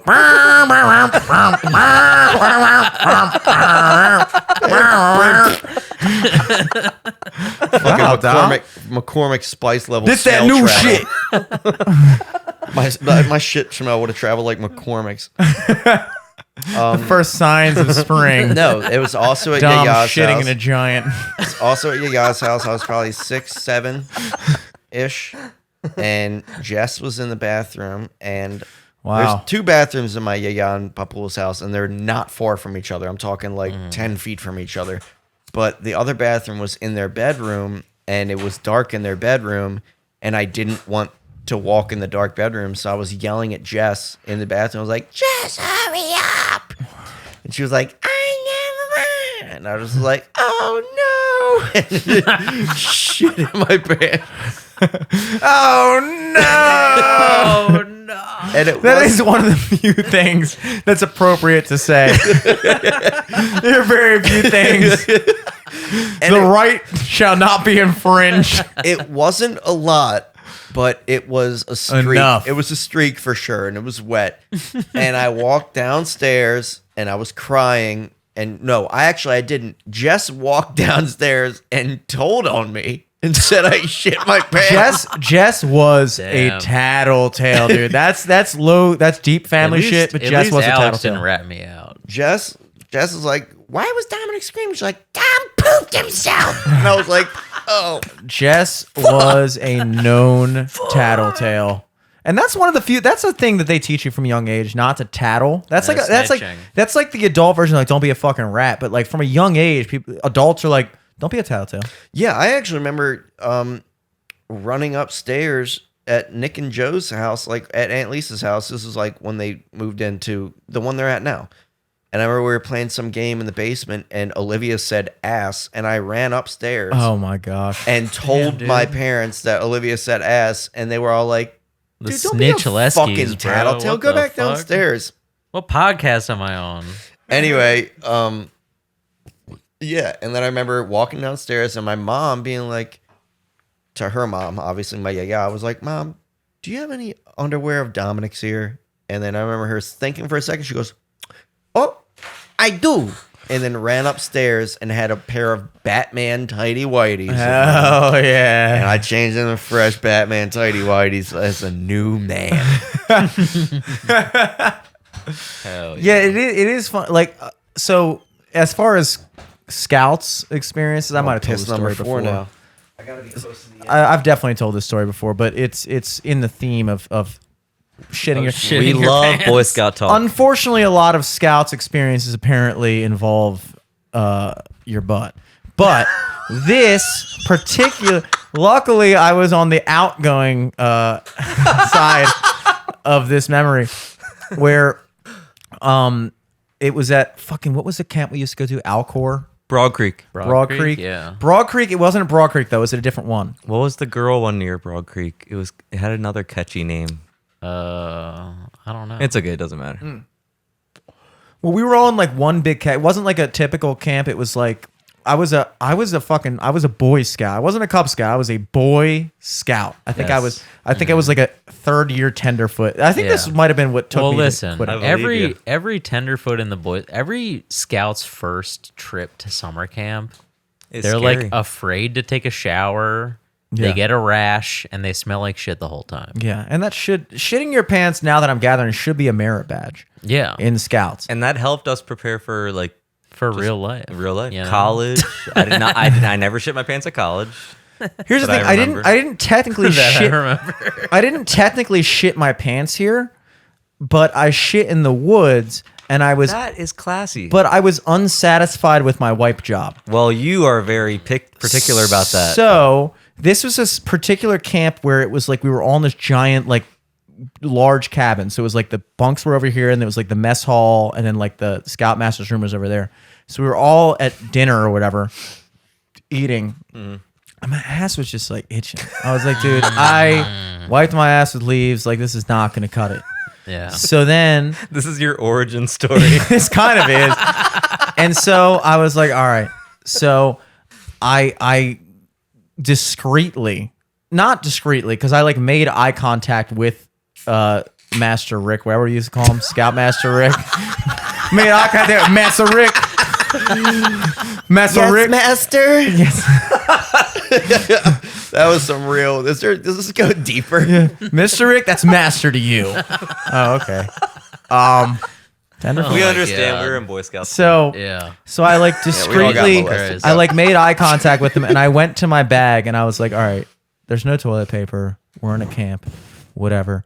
So I went and I grabbed, Champ lift. I think we're out of champ. You got to crack into the beers. We made mincemeat of those 3 bottles of I champagne. thought that was going to be a task. no chance. I it's thought it kinda was crazy. one bottle See for us on each of episode us. 700 when it's an actual challenge. I thought it was one bottle for each of us, but then I was like, I guess because we're like half hosts. 'cause Yeah, the it was brothers. 3/4 a bottle each, and we fucking annihilated it. Yeah, I don't even know how. That happened so quick. That Alex happened in, drank like the one first to 30 himself minutes.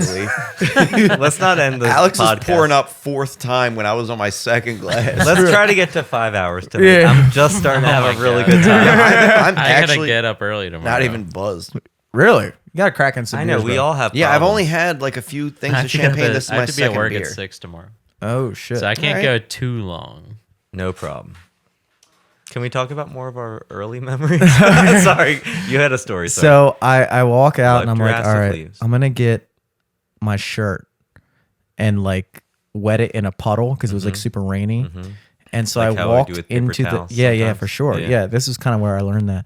And I walked into the Scoutmaster's room, like his bedroom, because it was Why? like Like chains and shackles in the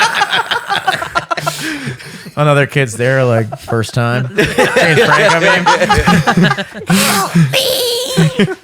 I walk in and I'm like, all right, everyone's out in the cafeteria. I'm 3 feet away in the master's room. There's no way he Yeah. read anything. Masters. We did not call them the master. I was in the big house.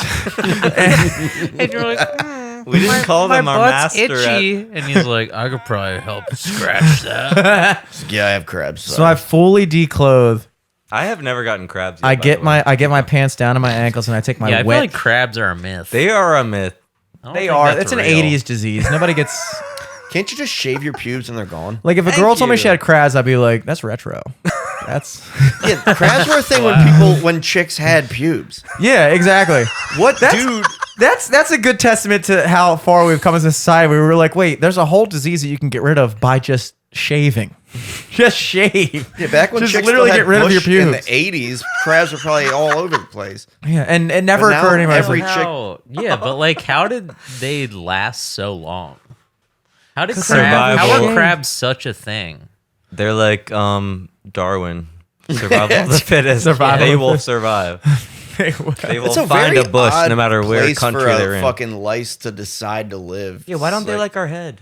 it's different. It's different Well, species. it's different species. There's pubic lice and there's head lice and they're different species. yeah. Well, can we get a bingo card going or something? Sorry, you didn't finish your Oh story. no! The climax of the story is I'm in the Scoutmaster's room And you thinking climaxed. I'm in the climax. Massa.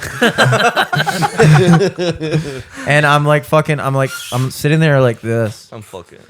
and I have my pants down around my ankles, Master Rick, why is my asshole itchy? I didn't want to get canceled on this he's episode. and I have no.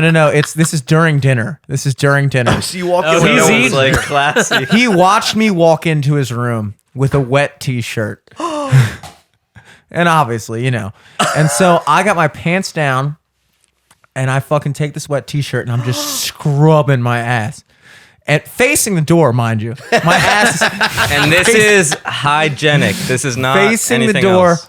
and I'm scrubbing my ass, and then the door opens, and Master Rick walks. I mean, but they are called Scoutmasters. They so are we're not- Scoutmasters. God. We did not name Master that. Rick walks We didn't in, name that. and I kid you not, I made eye contact with him through my legs like this. Oh my god. Oh my God. And he just looks at me and just turns around and shuts the door. He could get in a lot of trouble for seeing what he saw. He was like, I knew I shouldn't have volunteered for this shit. Now imagine if you told mom and dad, "Yeah, Master Rick saw my butthole." Can you imagine? the lengths their minds would go? I'm to? the first scout to fucking molest Scoutmaster. I'm that dude. I mean, no, think about it. Every molested Boy Scout in the world is looking at you like, "Thanks." When Jimmy you- got shipped off to another troop after that. but just that is a Scoutmaster's worst nightmare to walk into. He's Or like, their- this is a or their best miscommunication. That's why they usually sleep like Or they're- 100 yards away from the scouts. Yeah, I remember they had at our Boy Scouts. they Yeah, at had- our Boy Scout camp, there is an adult side and a kid side. Yes, and that was And responsible. after dark, the adults had to stay on the adult side. Yes, And that's why they, we turned out it's okay. always smoked weed in our tents. Look, dude, the reality is our troop legitimately had a convicted child molester. Really? Yeah. That's so sad. One of the guys that It I was was in a Master troop, Rick. it was me. Wiping You my were ass. like the freaky little kid of the troop. Look at my ass. I wasn't allowed within 100 feet of myself. Jimmy looked down under his legs. He goes, "You like that, bitch?" No, Well, now we- it's we- super clear why you. There didn't was make a it to guy Girl who was a Scout. janitor at Towson High School who was fucking a student in the janitor closet. We talked about this one the time. Wolf Man. And we talked about It this. wasn't the Wolfman. Wait, we It talked. wasn't the Wolf It was Man? not the Wolfman. Don't put that on the What? Wolfman. We talked That about was this. the only janitor. It was a guy who could have reasonably been called Wolfman by his looks, but it was not the Wolfman. Do Wolfman you guys was cool. remember that this was a big topic at Dan and Marissa's housewarming party? Oh yeah, this is all the rage. Yeah, it was. I was invited to that. Anything regarding their matrimony, Dom is exiled from, but housewarmings is fun. Of course. Wolfman used to just buy weed off of kids or sell weed, whatever it was. It was harmless. Bought weed Who off was of Wolfman? kids. Was he one of the homeless guys that hung up the crusty punks in No, Towson? that was the janitor. He was a janitor. Oh, He had so like he the was a long working man. hair. He hung people. I think he sold weed to kids. I don't think he bought weed That's from kids. there's no real way to turn the story into a good look for him, but selling is better than buying. Okay, he was a functioning whatever he I was. feel like- Listen, Buying he is better had than a selling. side hustle. He was Yes. transacting weed with kids. He was an I don't know if he was the entrepreneur. buyer or the seller. But was he transacting other stuff for the weed? Is that what got him in trouble? Eric. No, I think he just got in trouble. I think he got in trouble for just Because that. didn't it come out that he had like a fucking bed in his? I like, thought he That's did. a different guy. That's Oh, a different That was the guy I'm Different talking janitor? about. Okay, That's the guy I'm okay. talking about, and I can't say names because I he know. lived on my street, and I was really good friends with this kid. Oh, fuck. Really good friends with this kid. Like Yeah, how good? we know his kid is a really cool kid. Aw, Yeah. that's Really? sad. Oh, okay. and he was cool. He was His cool. kid was. The kid was cool. Aw, that's And horrible. I don't know if he ever. It happened like when this was in the early '90s when he was a janitor there, but he totally got like wrapped up in a whole thing where he was like, yeah, he had a bed in the janitor's closet and he was like fucking this high school chick. And This she is was like- like, it was like in the middle of the night, right? Yeah, Freddy Krueger. it was weird shit, but like he was like a like one of the adults in our fucking scout troop. Ugh. which is weird because it's like, as a kid, I kind of knew about it. But I mean, his track record was clear from boys. Exactly. At least he was on the right side of. At least he wasn't in the Girl Scouts. Well, yeah, I'm sure that wouldn't have gone over well. Oh. But it's just weird that was allowed. Like, he would be on trips and stuff, and he was like the cook and stuff, and it's like, Yeah, why? they like allowed that, but they're like, but a girl can't be a Boy Scout. Well, yeah. That is where I also draw the line. But then also your troop was Some like, yeah, husband no, to his wife girls should not be in Boy Scouts. He fucked a 13-year-old girl. Girl. Okay? Ring a bell? Girl? I mean, honestly, this is horrible to say, but I think we lucked out because we were in a pretty good troop. It was We were in pretty a good troop. ethical. Your troop Yeah. sounds Our awesome. our mom was super involved. We were kind so of a she party would- troop, 828 honestly. represent. She would have seen if some weird shit was happening. Our 828 mom was sucked, very, bro. very involved, and she probably was for that reason. 828 sucked. What were you guys? 824? 729. 729. Awesome. 729 is sick. That was a cool troop from all accounts, basically your accounts. I know Sam King was a member of your Yes, troop, he wasn't was. he? That was like the Towson troop. For whatever reason, I was Callahans. always Yeah, the LTRC, like Lutherville. I was always in Lutherville shit, and 828 was the Lutherville troop. Shout out. Who else is that? And they Matt were- Brock. David Shout Gan- out Richard and David David Gans Gans. and Richard Gans. That's a cool It crew. was a really cool crew, and I feel like you know how Towson High had a reputation for being like the drinking school, and like Delaney was like the druggy school. That's sick. I feel like That's 729 was like the combination. Towson. It was like the Towson High crew. It's like we're not doing anything bad. We're just smoking some pots, Yeah, drinking man. alcohol. I'm not hurting We're anybody. still gravity wait, you were out bongs smoking weed in the Boy tent. Scouts? Yeah, we were doing. Yeah, isn't bad that stuff. crazy? Like, they were doing cool shit in Boy Scouts. I remember Luke had a and cool- I Jesse. never went to Boy Scouts. I was only a Cub Scout. Yeah.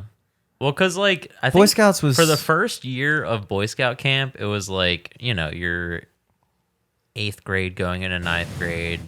You're still fucking too hormonal to even understand shit. And then you're like, damn, this is scary. I've never like been away from home by myself. And then the second year that you're in Boy Scout camp, you're like, of course we're smoking. You're a like, I run gravity this bong. shit. Yeah. And we're going to the fucking camp store every day for Slurpees and fucking frozen Snickers. It was fun. It was one of those things where it was like it was embarrassing to be in Boy Scouts. Like David and I talked about that all the time. We're like, we gotta let our parents quit this. Like we have to make them let us quit it. And our parents were like, no, you gotta finish this. And we were like, You're it's like, not it looks cool. good on a resume. Yeah, and we were like, but it doesn't look cool though. Yeah, it doesn't look cool on my current resume. Yeah, dude. like doesn't look it good on was that like pussy resume. social suicide to be in Boy Scouts. Yeah. But it was always kind of fun. But you guys Yeah, lucked it out was because fun. you guys had the We had a best. cool We had a troop. cool group, yeah. My troop was like goody two shoes ish guys. Like, it wasn't like, it was like, I blasted my first cig on a Boy Scout trip. that's sick. Stole it from our father, Eric. I stole Newports from our dad. That's so funny. And me and like a couple friends like snuck out into the woods and we were like, let's like try this. And then at the end of the trip, we were like, oh my God, I think I might be addicted. And they're like, do you need these? And I was like, yeah, I might need those. Like, when I get back to school, I might need that. That's for my good, stuff. man. If you can acquire an addiction on a Boy Scout camping trip, that's a awesome. cool troop. I mean, we had a that's twisted a cool troop. troop. We didn't have a twisted We troop. were like literally before I ever even smoked weed or anything. Yeah, I was you, like, carving bowls. Bamboo bowls. We were making like little, and we'd be like, let's get some dried up leaves, and we were smoking leaves because we were like, this is right, this is normal, this is natural. We're getting ready That's for how the they big fucking. leagues. That's how they High figured out school. weed. We're getting ready Yeah. for cigarettes and weed. You We know how better many start fucking smoking leaves? maple and Yeah, there's a many lot of fucking leaves that got leaves smoked before we landed on weed. People Yeah. had to find out before they were like, "This.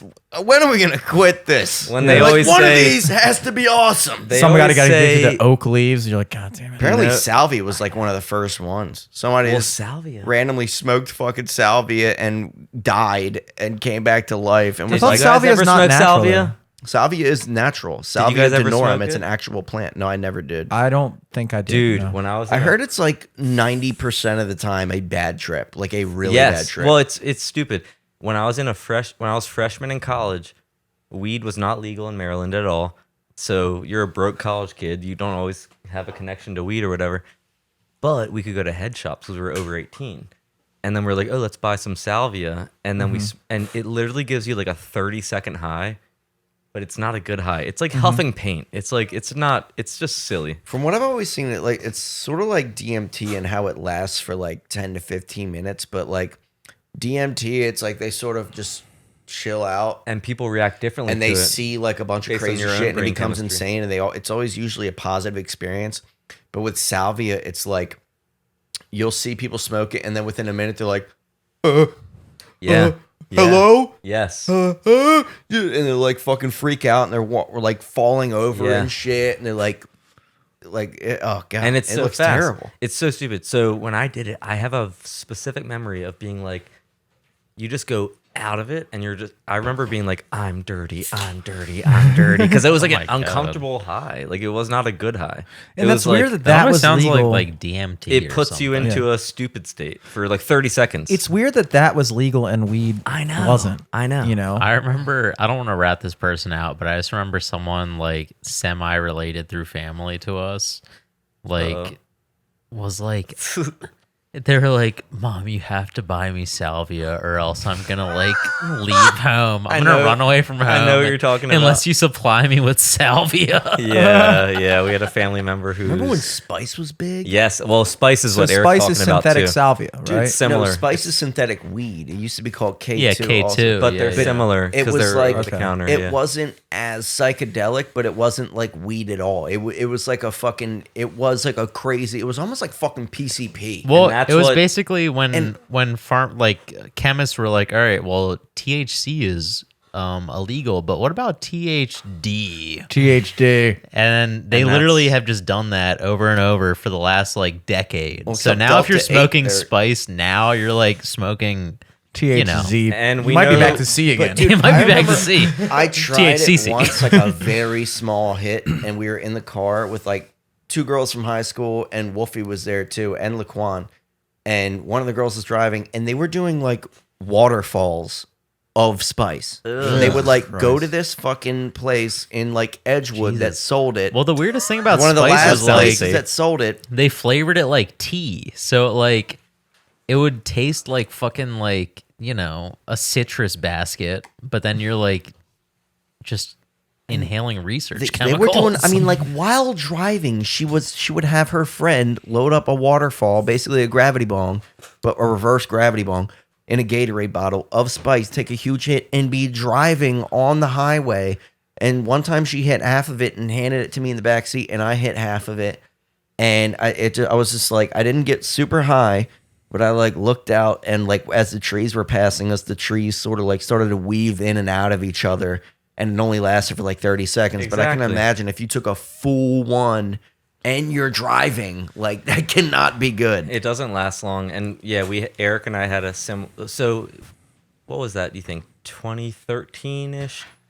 2012, 2013 is when weed was not legal in Maryland yet. So people who we knew, family members and stuff who were like big weed heads, someone's mom was like, but there's this legal alternative called spice or salvia, and it's like because it was legal you think it's good and safe, but Yeah. it wasn't. It was like, no, you're like fucking huffing paint. Like that's not, weed is way safer than huffing paint and Have all you that ever shit. huffed paint before? I never have. No. I'm sad to say I haven't either, but I feel like that's something that I would want I would be to down. try. Like, Okay, when I turn Know what I have done before? What was the what little was like the balloons things? seed? I think it was like marigold seeds. those things. Didn't hippy fucking dippy, Eric. didn't Uncle Phil put you onto those things? Dom? Yes, those are called Morning Glory. Morning Glories. Yeah. Yeah. There's music We're like about that too. 2 hours into eating the seeds, it feels like your stomach is like eating itself. So what does and Morning then like Glories half mean? an He hour said- after that, you just start tripping out. What do you trip about? Or what's it? What are Morning Glories? The way my uncle told me, because he was a kind of a wacky character. Love wacky Uncle characters. Phil. But him and I, like for a period of time, would like talk on the phone all the time because I was like getting into really like lucid dreaming and stuff, and he was too. So my dad Hell was yeah. like, "You should just call Uncle Phil. He's like getting really into that shit or whatever." And I remember at one point I wanted to try mushrooms, and like I had like been super close with him and like confided in Uncle Phil about a lot of random just. Like I was like, yeah, I smoke weed. My dad doesn't know, blah blah blah. But he was like, It's like twirling I the was, phone like, cord so- in your finger, talking to Uncle Phil on the phone. literally, Ankles up, kicking over your ass. The super long cord. No, leading from the no, kitchen up this to your was- bedroom. This was like, I mean, I must have been 17, 18. I want to hear more about the lucid dreaming epiphany. Oh, I do that shit all the time. That runs in my. We need to talk about that. for sure. I want to know if you would do it, Eric, because it runs in. I think it might run in our family because I have been lucid dreaming my whole life, and my friends are like, "What?" Like, but Yeah. to me, I'm like, I always figure it out. I haven't in my done it dream. in a minute because I haven't smoked weed in a minute. I think It's Well, I've one been of those smoking things- weed, and I'm not Weed dreaming that helps much you with it? anymore. Weed No, apparently weed makes your hurts. dreams less vivid. Yes, Yeah. I don't have lucid dreams anymore now that I smoke weed. But I hate think that. I know what you're talking about, but like when I actively try to lucid dream is when I don't lucid dream. And like, I don't know. It's like a once in a blue moon thing, but I've definitely had a lot of lucid dreams over my life. Mm-hmm. But for the most part, I think I smoked too much weed to even dream, to be Same. honest. Lucid honest, dreams I to hate me that. always Robs your just dreams. turn into. Yeah, because I live my dreams, baby. The second I'm in a lucid dream and I realize I'm in a dream, I go, You wake okay, I'm gonna fuck some chick, and I'll just like run down the street and find the hottest chick, and be like, we're fucking. I mean, like literally, like if And you, it's like not her choice, or okay, I'm kidding. you do kind of become a rapist in your dream a little bit. If you know it's your dream. I'm Yeah. totally kidding, but your dreams are your Well, the dreams. thing is, so it's gonna sometimes just I'll work wa- out. Yeah. And it's Have you gotten to the ever- point now where like I walk around and I'll see a super Sorry, that hot was chick a- and be like, damn, I really wish I was in a lucid dream right Yeah. now. You're lucky I'm not dreaming, bitch. Jimmy. You're dreaming, I'm dreaming. But wait, Have you ever had the dream? I don't know if this is only me, what? but I've had a dream before, and it's not like a sexual dream, but like, have you had a dream where where a But, like- curtain has been revealed and you're eating pussy on a stage I in personally front haven't. of a full audience of everyone, including your family? Wow. Was I No, there? that That's an is interesting probably, dream. yeah. Yeah, And that they're was like- a weird dream. I think that's awesome. She's not going to come until you turn 10. Oh my God! damn it. God damn it! Your Okay, whole wait. family's eating I have pussy, a Eric. question. I have a question about lucid dreaming because something about my lucid dreams. I No, would it's fucked up. I That would wasn't a actually- lucid dream. That was just a regular dream. I would legitimately. I didn't choose that. I would legitimately. That was not your fault. I would legitimately consider myself a lucid dreaming expert. Okay, can I ask you? I've done it so often. I've practiced at it for a while. So Go ahead. ever since I was a little kid, I've been lucid dreaming, and whenever I have a nightmare, I always know, like in the dream, I never know it's a dream, and I'm freaking out. But then when the shit hits the fan, and I know I'm about to be, die or whatever, if there's like a bad guy or whatever, I'm like, oh yeah, if I just close my eyes, I'll wake up. I remember it's a dream at the last second. Yeah. For And sure. then but for me, it's when I close my eyes, it makes me wake up. Yep. Ever since I was a kid, literally, it's always the same. Even today, if I have a bad dream, I get lucid at the last second, but I don't get lucid and can keep it. Well, a lot of Well, it is like that. I don't know if that's a lucid dream then, because I feel like a lucid dream. Well, I go lucid at the end. You but then- become lucid, when you at know a you're in a point. dream. and most people, unless you're like a seasoned expert, It's like hard to Dom keep- Solesky. because if lucid. you're lucid dreaming, I feel like you have that realization it's a dream, but then you keep dreaming. But there's techniques. So I read something where it said if you think it's lucid and it's a dream, spin around in a circle like 100 times, and then apparently it'll let you stay in the dream. You stay well. What you're supposed to do is to become acquainted with the senses in your dream rather than in real life. So a lot of things that people will do is taste the ground. Like you get down and just lick the ground because it puts the senses in your body's mind that this is. Whoa. So you like lick the ground, or you'll walk up to something and focus super hard on it. Like if I were to just stare at this microphone. And then slowly the pores of the That's pop like when I did filter- shrooms. like I did that. would looking at come your into- hands is a big thing too. Yeah, apparently, anytime you count your hands, that's one of the things you do to see if you're in a dream. Is because every time you count your fingers, it will be like 7 fingers or some random Clocks shit. and numbers, you just can't figure out. Yeah, math if or you look time. at a clock, it'll say 2:37. You look away, you look back, it'll say 6:46, and you're like, or for me, it's just jumbled up numbers. The and I'm like, easiest what one- the fuck is the time? the easiest one to do I get is to pissed. plug your nose and try to breathe through your nose, because in a dream you can breathe because it's not actually your nose. Oh, That's why, like, if you ever had a dream where you're underwater and you can breathe, that's so, like, if you're in a dream, you plug your nose shut and you try to breathe through your nose, and if you can breathe, Then you're in a dream. That's the Wow. one I use all the time. I love my the God, I dream wanna where try I go that. swimming and I'm like, I need to pee, but I'm in a pool, so I can pee. And that dream Do is you piss your bed ever? Yeah. Yeah. every Labor That's Day how party. Every time I've ever pissed my bed as a kid. I've never pissed my bed as an adult, luckily. Yeah, me neither. But it was like, I have, I've been, if I've I'm been really swimming, drunk. baby. I can pee. I've never pissed while drunk, but I have shit the bed. That's Literally, arguably worse. like, I That's way shit- worse. Yeah. Arguably worse. But it was when I had the flu, and it was like, I've probably pissed the bed like 5 or 6 times drunk.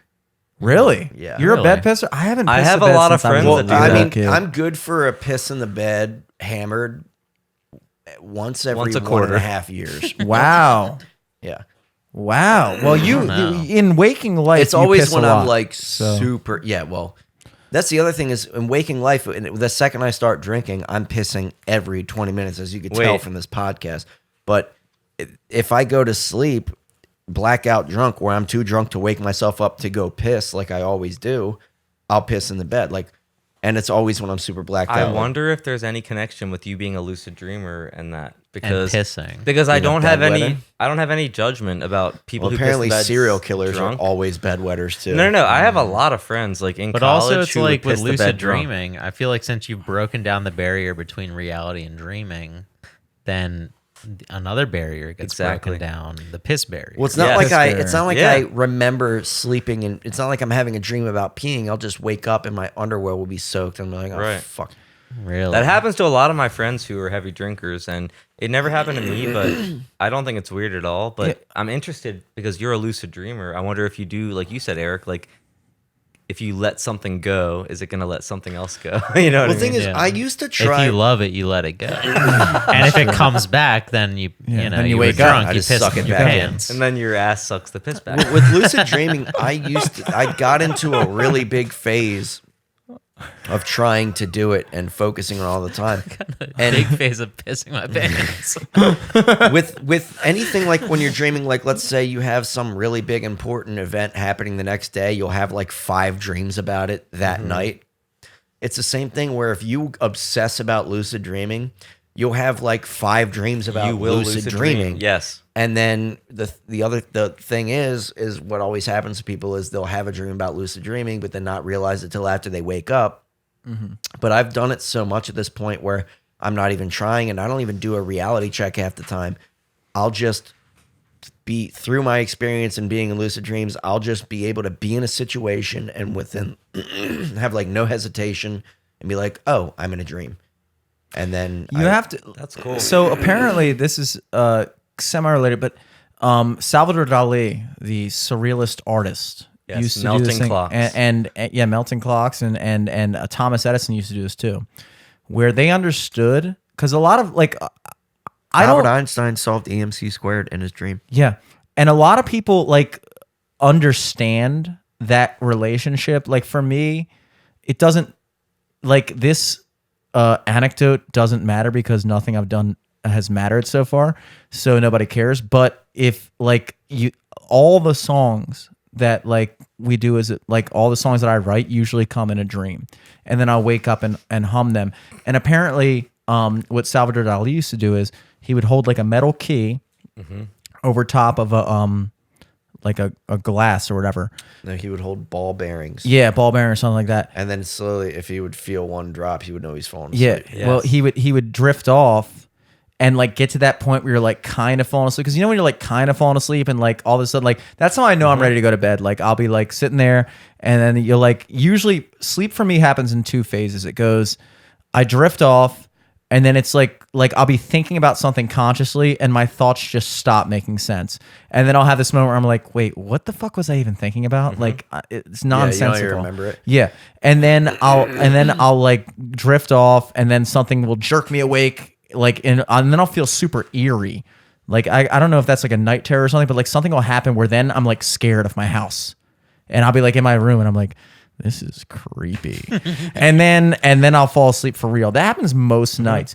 But during the day, and this is another thing because I was looking, terrified at night every night. pretty much, and Dude, that'll happen to me now at my place, and I have a camera for my front door. Because you're in a new place. Yeah, So your so guard's I up. hear different noises and shit. But then the way I can be able to go to sleep is I'll just pull up my camera from my front door and then just listen to what's going on outside. And I'm Oh my all right, God. nothing's happening out there. I can finally go to bed. You ever do that and then something creepy happens outside? Not yet. I'm kind of worried I'm gonna hear One a of these days you're ghost. gonna be falling asleep and you're gonna hear a guy go, "Hey!" and you're gonna be like, I want to come to your house at night and be like, I was literally last night. I had my AirPods in, and I was listening to my front door camera on full volume, and I was like, "There better not be a fucking ghost that says my name right now." I live really close to you now. I might do that. you might have do to that. you might have to pull that off. "Wait, do you really? What?" Eric and Elizabeth bought a house. Yeah, I know that, Yeah, but yeah. I thought it was in Hampton or something. No, No, I live in fucking it's off Walker Towson, Avenue. baby. Lake Walker. Oh shit! Okay. Yeah. We're Towson boys, the four of us. By where you near- almost by where you got robbed. Yeah. That was honestly All really a scary most. story. When did I tell you that? I couldn't believe you It was remembered during that. the pandemic because you were like, Everybody remembers it, everything it was that a happened. cash order, and you were like, that's the first sign if it's gonna pay in cash, and it was a huge order. And then you got there, and there was no apartment number of what the order said. The apartment number, you're like, there is no apartment by that number. Yeah, it doesn't exist. Yeah, that gave me the And chills. there was because 6 it was cops creepy. outside, and I Yeah, just the chills. had a weird feeling. Yeah, you go through. Should I dude. tell it? The cops were Yeah, tell setting it. you up. Yeah, just tell. Tell the story. So I was delivering pizza at our local pizza shop during the pandemic, and it's not uncommon that pizza delivery drivers get robbed because they're, carrying cash usually. Like bartenders, yeah. Right. So it was a Friday, so it's our busiest day of the week. And it was about 7 o'clock at night, but it's dark at this point. It was around this time of year. And It was I on get- a night just like this. it's on a night. It was actually February 26th, 2020. 7 years ago. So, I get a delivery, and it's to a sketchy-ish. It's it's in the Drumcastle Apartments, off Walker Avenue, and right by that Chuck E. Cheese we were just talking about, or what is now a Party City. And I get a cash delivery. It's for a extra large cheese pizza and 30 wings. Cash order. The number's a weird area code number, and I get it, and I'm already not jazzed about going to that location. So I make it my last delivery of the run so I can be super prepared. Because there have been a couple sketchy deliveries that I wrote up on that I addressed everything before I got out of the car and all that. And a couple of times my dad gave me his gun when I was borrowing his car. He just left his God. he left his gun in the center console and was like, "By the way, the gun's in the center console if you need it." And I was like, Let's go. Hell yeah. Let's fucking go. I wish I had it that time. I'm supportive. So I of feel that. sketched, and it's Friday and we're busy, so I rolled up 10 minutes late to the delivery. And what these people do when they rob people is they'll call multiple different places to get a delivery at the same time, essentially just trying to get someone to come as fast as they can because they don't feel like waiting around for an hour or whatever. And best case scenario, 2 or 3 of them will show up at the same time, and they just rob all of them at the same time, get as much money as they can, and dip. Oh, I kind of hope that happens for them soon. That's like hitting the lot. Well, that actually did happen a couple years before. A Towson Seasons driver and a Parkville Seasons driver pulled up to the same delivery at the same time and got robbed. Oh my god. Yeah. I mean, that's just silly. They actually didn't wind up Two robbing bitches. the guy from the Towson store because we don't play that shit. We don't play that shit. Took his phone though, and the next day got caught trying to sell that phone at a pawn shop, and is now serving 15 years Just probably for stupid. double armed robbery. If you're gonna be a criminal, be good at it. Criminals are dumb. So I show up to this place already sketched out, and there's 6 cop cars outside. And I'm like, what the fuck's going on? I wanted to ask the cops, but I was also like, damn, I'm definitely not getting robbed now. There's all these cops here. And so I look at the apartment number in the building, and it's one of those ones where you walk in the front door, and then there's a stairway in the middle of these units. Donnybrook. And yeah, like Donnybrook. And there's 3 stories, and there's apartments on each side. and I walk up to the top floor. The apartment was E4, and the apartments didn't go past D. And I was like, oh. And the way this apartment complex was set up was it was the one where there was like it was like the end unit, and then behind the end unit was like a huge like 30-foot tall fence because there was a hill on the other side, and there was just nothing. So I'm sure what they were gonna do was, as I was walking up, they were probably gonna fucking point a gun on my head, pull me back behind there, and strip me like they did Justin, who worked at Seasons. They fucking stripped him into his boxers. Oh my God. Anyway, I walk out, and then I call the number. At this point, I'm like, okay, this is what happened. I call the number, and it's to a text now number, like a fucking fake application burner number. And I'm like, oh shit. And I didn't wind up asking the cops, but everything pointed, like I called them, they never called back trying to ask about the food or anything. So what I'm assuming happened is some other poor bastard got there first. Oh no. They robbed him. Shit. And then he called the cops, because I was like damn near an hour after they called. So he had probably gotten there within 30 minutes. So they might have called bunch of businesses. And then They probably called it Domino's. They probably called like every pizza place. 30 They minutes called or a less. way more Domino's, efficient. Solesky. They called a way more efficient pizza place. Than Yes. us. 30 minutes or less. And I'll tell you what. And therefore, me being bad at my job paid off. And that's You're the not real bad goal. at your job. Being bad at your job when you're earning an honest living can sometimes pay off. But So being if bad you're at a your delivery job, driver and listening to this, But you had That's the Be moral late. of this If you don't- 300th episode. if you feel weird about your delivery, be late. be late. Let someone else well, get you have robbed. good. I feel like we all have good critical thinking, and you go with your gut and street smarts, and that's what you did. But crime, like criminals, unfortunately, and fortunately, I mean, fortunately, they like crime. What has happened to crime? Like they're not good at it. Like when I think about that kind of stuff, it's like that thing that happened in Towson. Which one? Well, yeah, exactly. Talking lately, it's like how the fuck, like it's weird because I can't the put my triple assault. yeah, the triple assault, and then the fucking the triple rape or whatever it was, and then the kid got shot out front of Rec Room, really on fucking Delaware Avenue, and it's like that kind of shit has been like what the fuck is that? That was right across from the street from where I live. Yeah. You know, and it's like there is this like short-sighted thinking where it's like you want to think that like. Because I always used to preach this when I was at Melting Pot, when everybody would park in the mall parking garage and then walk from Melting Pot. And it's like, dude, the same way you go to work and like put in your time to like earn money, there's somebody who knows that you're going to work and is putting in time to figure out the best place to fucking nab you, you know? But Yeah, well, that's why people got robbed in front of the Cinemark so much. Because like people use that as a cut through, and people Somebody just just got waited. shot and killed. yeah, there. yeah, yeah. Well, people are just like, oh, okay, well, you know, surfers get off at this time. They get tipped out in cash. They always walk through this spot. Let's just fucking hold up here and wait for some servers to walk They were through. doing it in Hamden a couple years ago. Now they're doing it in Towson. It's just weird that like you want to, I don't want to think this, but why are they so bad at it? Like they'll do something and then get caught like 30 minutes later, and it's like, does a thought cross your mind? Like, okay, I'm just trying to put myself in the headspace of somebody who's doing this. Well, Like, it's because you're coming at it from a person who has a work ethic and being used to working jobs, and you're thinking like, okay, well, if I was going to make that my career path, then I would take a vested interest in making it the most efficient way possible. But in reality, they're just going like, they've never had a job, they've never had to have a good work ethic. They just go, okay, I know at this time it's probably easy to rob Easy somebody, money. and then they go and rob somebody. Like there was a Uber driver in fucking Pittsburgh last year that robs an Uber driver. He goes, oh, I probably shouldn't use my Uber account. I know, I'll use my girlfriend's Uber account, call an Uber because there's no way that's going to link back. Then I'm going to rob this Uber driver. He shot her and killed her. So already it's like, you think they're not going to trace it back to her last Uber ride as the one that killed her. And then they're going to go, hey, miss, did you call an Uber? She's going to go, no. And then they're going to go, all right, well, that's the end of our investigation. Yep. They're never going to trace it back to the guy. He sent text to her and shit the whole time. And she literally had texted him like, you better not get caught, blah, blah, blah.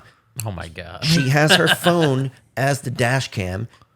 First off, if I were to ever do something like that and there was a phone filming me, that phone would be in 16 different pieces across 16 different counties in Maryland. Yeah. He Or threw just it, like you see the camera and you're like, all right, I guess won't do this one. he just threw it onto the sidewalk, just off to the side of the sidewalk, 100 feet from the car. Took her body and like took it off into the woods 100 feet from the car or whatever. Then she didn't have any cash. This is the real kicker. He goes into her phone and attempts to transfer money from her bank account to his bank account. Oh, yeah. And it's just that's the most infuriating part is like, dude, you went through all this and killed a woman, like a mother of four, she was like a 40-year-old woman, mother of four. And you, at the very least, couldn't have even gotten away with it. Like, it was just over nothing. No, it is. Over You used her nothing. dead face ID to Like, open you the phone to Venmo yourself. literally probably did the thumbprint ID from her dead body to try to horrible. transfer money from her checking account to your checking account. Jeez. And no, like, what IQ level do you have to be at for that to not ever cross through I your don't know, mind? though. People are all that's desperate going to happen nowadays, is dude. the cops are going to ask People me are if I did dumb. it. I'll say no. That'll be the end of it. Are you, how, like, just... I don't think they think about it, dude. I mean, like, I think about this shit all the time, and like, it really is like being a long-term thinker. It's hard to understand people that don't think one or two steps beyond the initial moment. Like, I'm sorry, dude. I've never understood how you could get fucking more than one girl pregnant accidentally. Like, it's like you literally at a certain point have to be fucking I like. don't know how you can get one girl accidentally pregnant. Okay, let me put it this way. I could see There's how a you few could do times know where a how condom you has could. broken. There's a few times where a condom has broken where I've been lucky that the girl's been on birth control or that it didn't take. That's one thing. everybody And there's gets been one dumb moment where I busted in a chick because she told me to, but it was a chick that I was talking to for a while, and that was dumb, and we got Plan B the next day, and that could have been bad too. you almost have to be and to a person like anybody in this room, it almost feels like you have to be trying. You almost, and I know you're not trying, but it's so outside of our You're not concept. trying not to. They Yeah, don't. you just don't care if you get There's caught. no like. I remember you Or told me there's that, no consequences. You told me that story. Well, that's a good point. But you told me that story about those but kids. my horny brain still has like a dead stop of Exactly. like, don't actually come. Yeah, because you inside. actually you like, have just get the condom first. you have a mind that works beyond the next thing in front of you, and like you look at like you told me about those kids that were shoveling snow, and I think this is a good example. Was it shoveling snow or mowing lawns or something like that? You know what I'm talking about, where the kids were like These going. kids were patrons. going door to door, fucking people, no condom. Was this Good kids. who was this? Oh, Chris told you this story. Chris who? Handsome. Hemsworth. Oh yeah. So they were going Coke Chris. Oh, Coke Chris. I gotta forget about Coke Chris. These kids are going door to door, and they're basically saying like, yeah, well, shovel your snow, blah blah blah blah, and they get the money and just don't shovel the snow. And to any sensible person, you're thinking like, okay, look, if you're a person who thinks long term, I'm thinking like, look, we get this person as a client, a customer.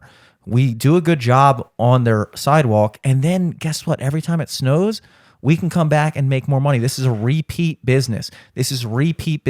You know, they don't think that way. People, criminals, a lot of fucking retards, they think in terms of like, okay, we'll get $20 out of this woman today. And then once she gets scammed, she's obviously going to, they don't even think about this, but obviously she's going to tell the rest of the neighborhood, like, yeah, don't fucking let this kid shovel your snow. Like, you know, like they just That's not scammed good me. business. And so now you have to go like another zip code away to try to get 20 more bucks. And it's like your whole life is like basically trying to get over on people. And it's like, how do you not see the long-term aspects of like, dude, you could honestly make a living if you just did your fucking Just job. do one thing good. Just do the thing. Like people want their snow shoveled. You know, all you have to do is go, hey, I'll do that. And then you do it and they pay you. And then they tell the neighbor, hey, yeah, they did it, blah, blah, blah. And then now you, instead of not being able to work in that entire neighborhood, you can now work in that entire neighborhood. You can make money. They don't. Yeah, There's it comes no to a point where you're going to have to be walking 30 blocks to get to a person to rip off. And it's not going to be worth it. Nobody You could have wants just to walked make back an to the honest house dollar. a block away from you and made the same money. Instead, now you've exhausted all those options within a block. Then you have to go 2 blocks. Then you have to go 3 blocks, and then before you know it, you're all out of money. I have a run out. concept. Should we start a grass mowing business this summer? If all these Jimmy chumps did. if Jimmy all used to these do that chumps shit. are Yeah, and I robbing wasn't. Peter to pay Paul. Jimmy used to mow the sidewalk and leave. Eric and I did that in our neighborhood growing up. Because you. I just And remember I was a always snow shoveler. And looking back cutting on our it now, parents' lawn doing the for jobs that we did. $20 and then doing a neighbor's for 50, and That I was was like, damn, why did fire. our parents not pay us more? Our parents were trying to teach us economics because Oh, for sure. There was charge one you 20, guy- you charge them 50. There was one guy where I walked up and asked to shovel his snow. And he was like, how much? It was like a full driveway, like 2 car length driveway and his sidewalk and his porch and everything. And I was like, $10? Because, I'm fucking. You weren't fif- feeling alpha I'm that 15. day? Well, I'm 15. And also, I hadn't worked in like a real situation where it's like, no, dude, your work is it's going to take you an hour. And this is also work that they already don't want to do. They're going to pay $10 for a cheesesteak. They're not going to pay $30 to get their driveway shoveled. So he literally Hey, was that's like, a good insight. he was like, dude, you should be charging way more than that. And he gave me like $30. Oh, and I was hell yeah. like, Nice. oh, hell yeah. Equity. Yeah. And then now I look back on it, and this one woman that I thought was like huge, she paid us $20 each, or maybe it was $40 each, but it was like a 70-foot long driveway, Jesus. a car length wide, and her sidewalk and her porch. And I remember thinking, like, this is our whale job. Like, this is a fucking big money maker. We gave her our number. She would Hell call yeah. us every time it snowed. And I'm looking back on it now and being like, if you call like a snowplow company or so, that's You easily lowball it. 150, 200. Easily Yeah. 150, Yeah, you 200 lowball for it. that job. You thought that was your Moby Dick, though. And You're but like- it took us like 2 or 3 hours. Yeah. Yeah. And I'm thinking like, dude, what the fuck was I thinking? And you're a kid. That's like nonstop. Well, that's work. the other thing. Well, this is also right around the time I was smoking weed. So I was like, dude, that's like an eighth. Wait, how much was an shovel eighth snow back for then? 2 Dude, hours. we could smoke a big ass blunt. be out How of much was this. an eighth back then? Like 40, 50 bucks. I was gonna say 50 for me too in high school. because and We're people being now are ripped like, off. dude, I get eighths for like For 20 bucks. But I know. also, Eighth, but also like.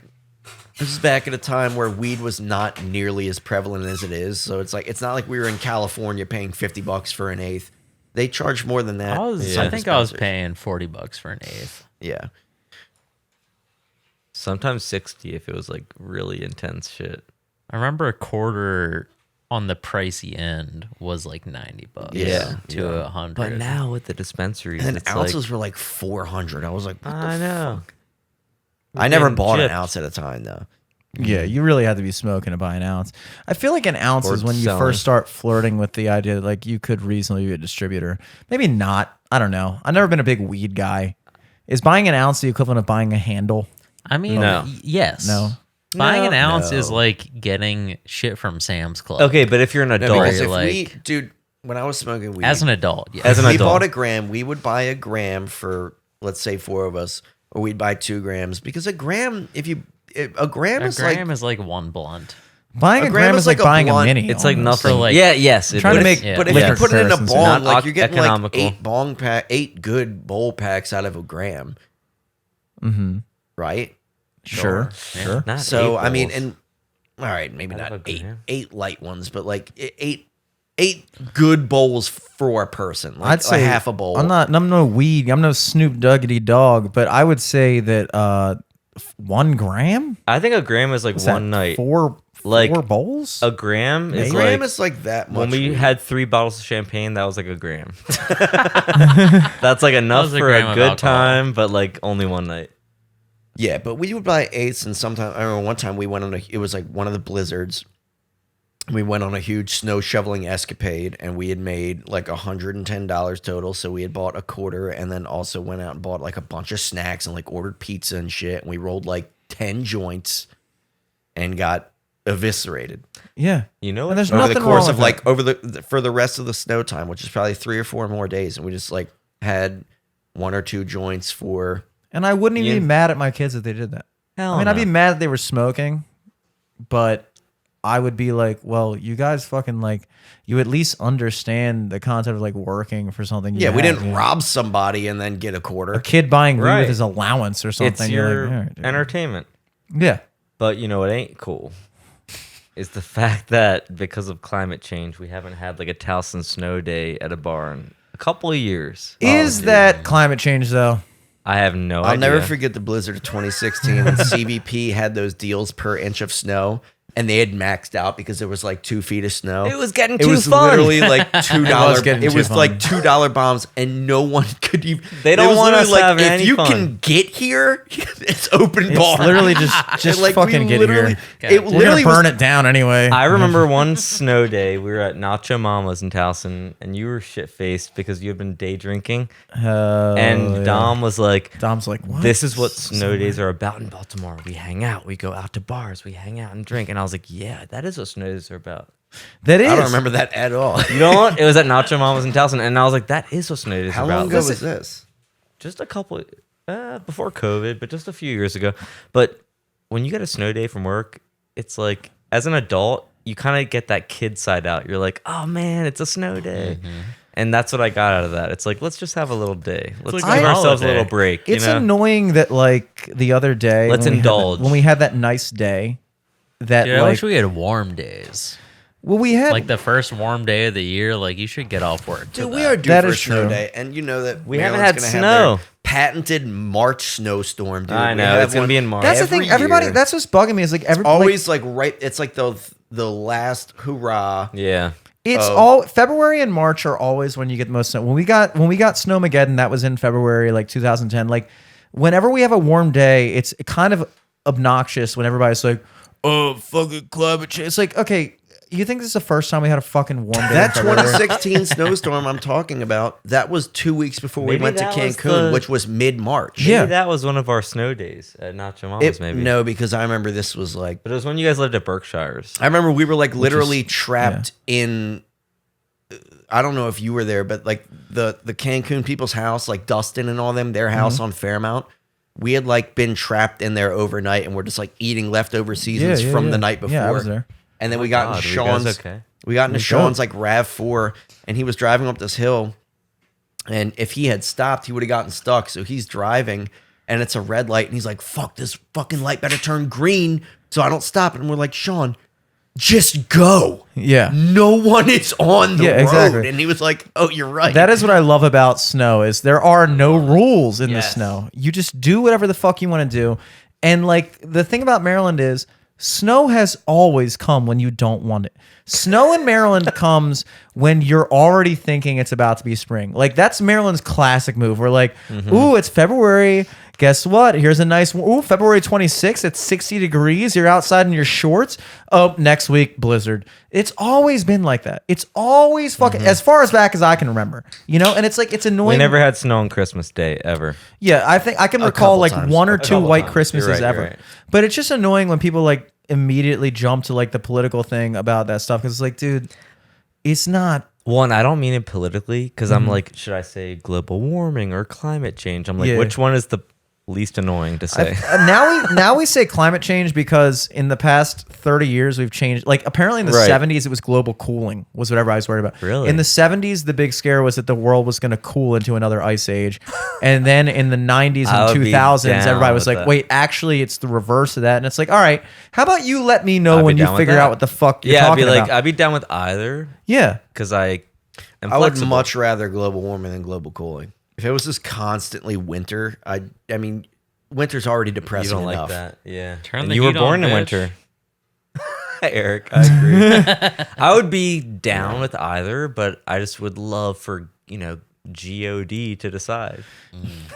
I like it's literally kind of one of those things where it's like I did see a tweet on Twitter, believe it or not, and they were like talking about like the warm day, and it was like, I feel kind of guilty enjoying this warm day knowing that it's because of blah blah blah. Oh, yeah. But this doesn't apply to oil execs and blah blah blah. It's like, wait, you don't get to absolve yourself from being guilty of global warming. Like Right. even you using your phone right now and tweeting this, you're participating in it. So this idea that you just get to like absolve yourself from responsibility, it's like, if this is a thing, we're all guilty. We're all doing it. Let me guess, Yeah. you drive to work. You should acknowledge it. Though. Yep. I mean, I'm not acknowledging. The one day in January where it was like 78 degrees, like I was in my head like, this isn't right, but it feels so good. You know what I mean? It feels Like, good, but has it never happened? Is I this feel like a new thing? I feel like we've always had that. There's always been those 1-off, 2-off days throughout the winter that are just randomly like, and even those 60-degree days feel so warm, but in reality, they're only relatively warm, because if you have a 60-degree day in July, it's you're cold, as shit. You're cold. Yeah. Yeah. So it's like we have like literally yesterday I was down in Fells with Liv, and it was like 58 degrees, and people are just out there, and like, some people wearing jackets, some people not, but like it was a nice day. And it's like, dude, if, like Dom said, if this was July, we'd think it was fucking freezing, and then we'd be sitting here talking about how it's fucking global. Well, that's what pisses me off, is because like our bodies are so stupid. We kind of get comfortable with things. We're creatures of habit. That's why you always weirdly see like those fucking, Russian dudes that are just ice skating on a fucking lake shirtless and jumping into the water and drinking vodka. And you're like, how can you do that? And then you realize, I mean, if you spend your whole life in a freezing cold environment like that, you probably do adapt to it the same way where 50 degrees feels like summer, when if Yeah. it happened during the summer, you'd be fucking in a hoodie and jeans. And that's what I think, because we experience all 4 seasons. That's why we get so topsy-turvy, because we're like, damn, I just got used to this. Like, Well, also think about the way seasons change. It's not like you're just freezing cold, blistering cold, and then March 21st, first day of spring, God's just like, boom, it's hot now, bitches. It's never like that. It's always get like, sick. yeah, it's like Always you have comes like, a few days at a time. Yeah. it's like, Even in you get, April, it's like, 60 degrees, psych, 42 degrees, psych, 62 degrees, psych, Yeah. 43. Wait, And then it's not until May where it starts to slowly get consistently like 60. Yeah. And then You're like it's hot 70 now. towards the end of May. And then June's where it's like, oh shit, we could break out the short shorts. Wait, when's your birthday, Dom? November. Okay. I'm just trying to hypothesize if astrology is real or not. 'Cause I'm like, most of my friends are born in August-ish, July too, and also September, because my you and I are dad, friends. well, because my dad and my mom and my brother are all born in September, November. It's all the same kind of era. I'm like the Yeah. outcast, But most of my friends are in that September cluster and that August cluster. There's got to be something to that. I don't know. Who do I like vibe with? Yeah. Yeah, there could I be. mean, you're August, Jimmy. Scott's yeah. September. Dalton is August. Dan It's is October. August. Dan's August. I know just a ton of August and a ton of September. It's just weird. Yeah. It's like that can't be coincidence, And are we the best? I think that's the real question. Are our season people? Dude, you know what's crazy? The best? A lot of musicians are born in November. But I also Drake, vibe with Dom, so I'm Black like, I guess I Bear, love November too. Nav. Drake's born in November. Or is it Crazy. October? October is very young. October. He's a Scorpio. Is what I Well, meant. September, October, November are kind of connected, and then like April, May, June, July, August. I'm like naming it. I'm like, I'm just really close with all the months. I think No, but February- there are clusters that I think really. February is a weird month to be born in. I don't have a lot of friends in February through March. It doesn't. That's 2 months. I Yeah, guess. it's like I don't know. Winter babies. I just don't. I don't. I don't Xavier's vibe with- born I don't February vibe. 13th. That makes sense. Stefan's born February 24th. Doesn't make sense. But also Ginny is a January baby, and Ginny's awesome. So I'm like, maybe I'm debunking my own theory. yeah, I think the point is don't. Astrology is the last vestige of racism in woke America, where you can just discriminate against somebody because of when they were born. Where it has nothing to do with anything outside of just like, oh, you're just a Scorpio. It's like there's no other thing that you could just blatantly That could actually stereotype. bring us all together, Yeah, honestly. I think maybe there's just dope people and not dope people, and then you have confirmation bias That's where you're like, so- oh wait, why are all my friends? There could be a thing to it though. No, You know? I mean, But there's also a thing that most of my friends like just so happen to be in the same like fucking classes as me, you know? So it's like, okay, probably just because I met you guys and not those other guys, you know? I'm thankful for it because fuck those other guys. Probably born in fucking January or something. I think we were all like connected through the Matrix, which I don't think is like real. The Matrix is real, bro. I agree that it's real, but I hate But the not in the Andrew Tate sense. I don't like the people who think that like, oh, it's a simulation, meaning like I can just kill everyone because it means nothing. It's like, nah. It still means something. We're just in a very complicated matrix. That's in a why very I complicated don't like the new like how everyone's like, yeah, fucking everyone's an NPC. Oh, It's yeah. like, no, because no one's an NPC. Yeah. Everyone has their own shit that they're doing just like you. Yeah. There are some Turn people 23, bro. People are getting I feel like Get our old enough to get empathy. global society is getting this consciousness where we're all thinking and talking about like, wait a minute, something's off about that, or why do we both think the same thing, or why do we think that, or And then there's the Mandela effect thing too. There's things that are coincidences that like now that I'm thinking about it, I'm like, there can't be that many coincidences. And it goes back to what you said, Jimmy, where you're like, well, there could just be an explanation for it. It's like, oh, because we all had the broadcast in the 200th. Maybe our subconscious made it the 300th. It's like, what the heck? You break it down to stats, like when we were talking about like how often has someone texted me where I was thinking about them. It's like it's about a 1 in 365 chance if you're talking about days or whatever.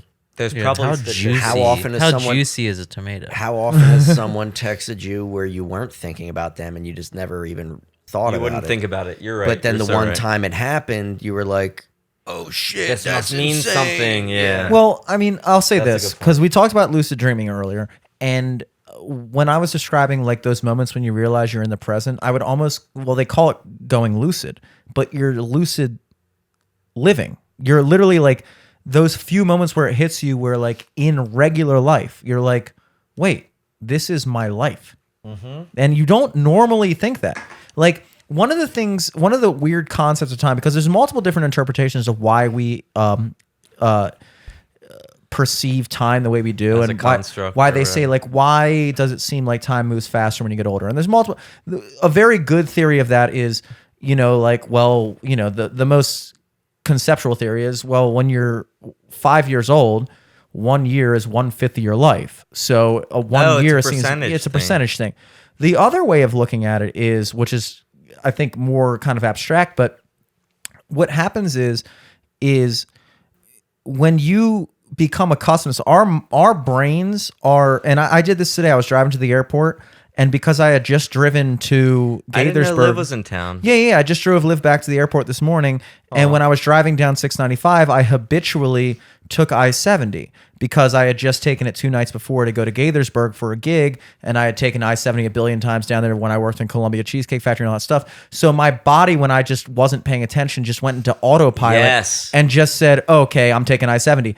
And so what happens is as you get older, more and more, when they talk about like childhood wonder, like, oh, when you're a kid, everything, but it is true, because just like when we were talking about like, you know, when you're first born into the world, your first perception of the world is like when you, like, I had this weird thought the other day where it's like, dude, your first breath is when you're born. Like, and even then it's like, so like you are living, but you haven't taken a breath yet because you're getting all the oxygen from your mother's blood. And then you're born and then you're like, the fuck? I imagine like your first breath. You're like, that's the first time you've had to actually breathe something. You're like, what the fuck was that? Was that August? Yeah. Was that August? Your first breath was August air? But it's like It's pretty chill. That's pretty chill. I'm chill. I am now chill. Less but chill than November. You go you get into autopilot as an adult because more and more things become familiar. You get used to things. That's a good and point. so very increasingly fewer and further between do you have moments where you actually have to be consciously aware. So most people, when you fall into a routine, if you work the same job every day and you go to this place, you go back, blah, blah, blah, you go to this place to eat, blah, blah, there's very few times in the average older adult's daily life where they encounter something new, because there apparently are 2 different states that your mind goes in, where most of what you go through on a daily basis is kind of this weird autopilot mode. And then only when you're encountered with something real that you're not used to, like you're in the woods and you hear a coyote and you're like, oh, this is not something I'm experiencing. And now all of a Or sudden you're present. a new job Exactly. you've never been in before. And yeah. that's why a lot of times, like we talk, like you look at high school and you're like, wow, like we've been doing this podcast for 7 years. That means that if we were a freshman in high school when we started this podcast, we would have graduated high school, gone back, almost graduated again at this point. But those 7 years seem like much shorter. That's only because we dropped out of college. Well, yeah, that's right. Yeah, we would have done And you 7 dropped years. out really well. But you're literally in high school. It seems longer because every year was a new thing. It was like now I'm in class with new people. Now I have new friends. I'm closer with I have different teachers. And so really, how you differentiate time consciously, subconsciously, is by changes in experience. So if you could work at the same job for 20 years and those 20 years could literally blow by, as opposed to like, even when I think back at things, like when I look back at a year in certain mindsets, I'm like, wow, that was only a year ago. But then I think about other things, like all the things I've done in that past year, that year seems way further. I'm like, wow, holy shit. Like that was a long time ago. It feels like a long time ago, even though it was only 1 year. So like, I think what happens is you go in this, you have this mental state that's just constant autopilot.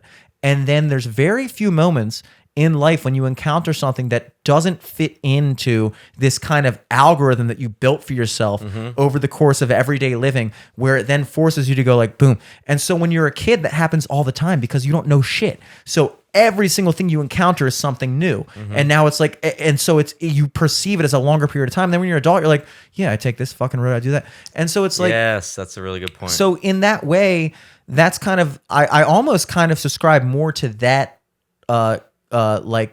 theory of why we perceive time differently. Is it all comes down to circumstances. And that's why time is kind of an illusion, because time, that's why I say time is relative, because I mean, when you talk about quantum physics, it's a different explanation, but consciously you're just looking at, like, if you're doing the same thing over and over again, it just molds together as one fucking thing. You know what I mean? And so so in a dream, you're kind of an autopilot to your own mind. Yes. And your mind is just going like, okay, this is happening. And then very few times, if you're lucid dreaming, do you actually become consciously aware of the situation you're in. And then that's kind of that's why a lot of this stuff happens that's why a lot of people went, because I took a nap during the day, and then of course I had to watch 18 YouTube videos about why taking a nap during the day is good. Sure. And so To justify it. To justify it. Yeah. And in Greece, for instance, every day at 1 p.m., everything shuts down because they're fucking lazy. Yeah. And then you wonder why they're in debt to Germany. and then you wonder why they're in debt. Exactly. But it's totally within Spain does the same thing. It's called siesta hour. Everything closes down. They take it. And so when I was talking about Salvador Dali, a lot of times, and this happens a lot when you drink too, because when you drink, you never actually, they say that your mental state, like your alpha waves or whatever they call it, gamma waves or whatever, they're basically the same asleep when you're drunk as if you were just laying on the couch watching TV. So you never actually enter. You never actually enter a full sleep. That's why you don't feel well rested. We're into REM sleep. Yeah. Which is what you need to be rested. Yeah, you never enter it. So you're in this kind of like half asleep. You're unconscious, but you're not fully asleep. And that's why you have these like crazy vivid dreams when you're after drinking.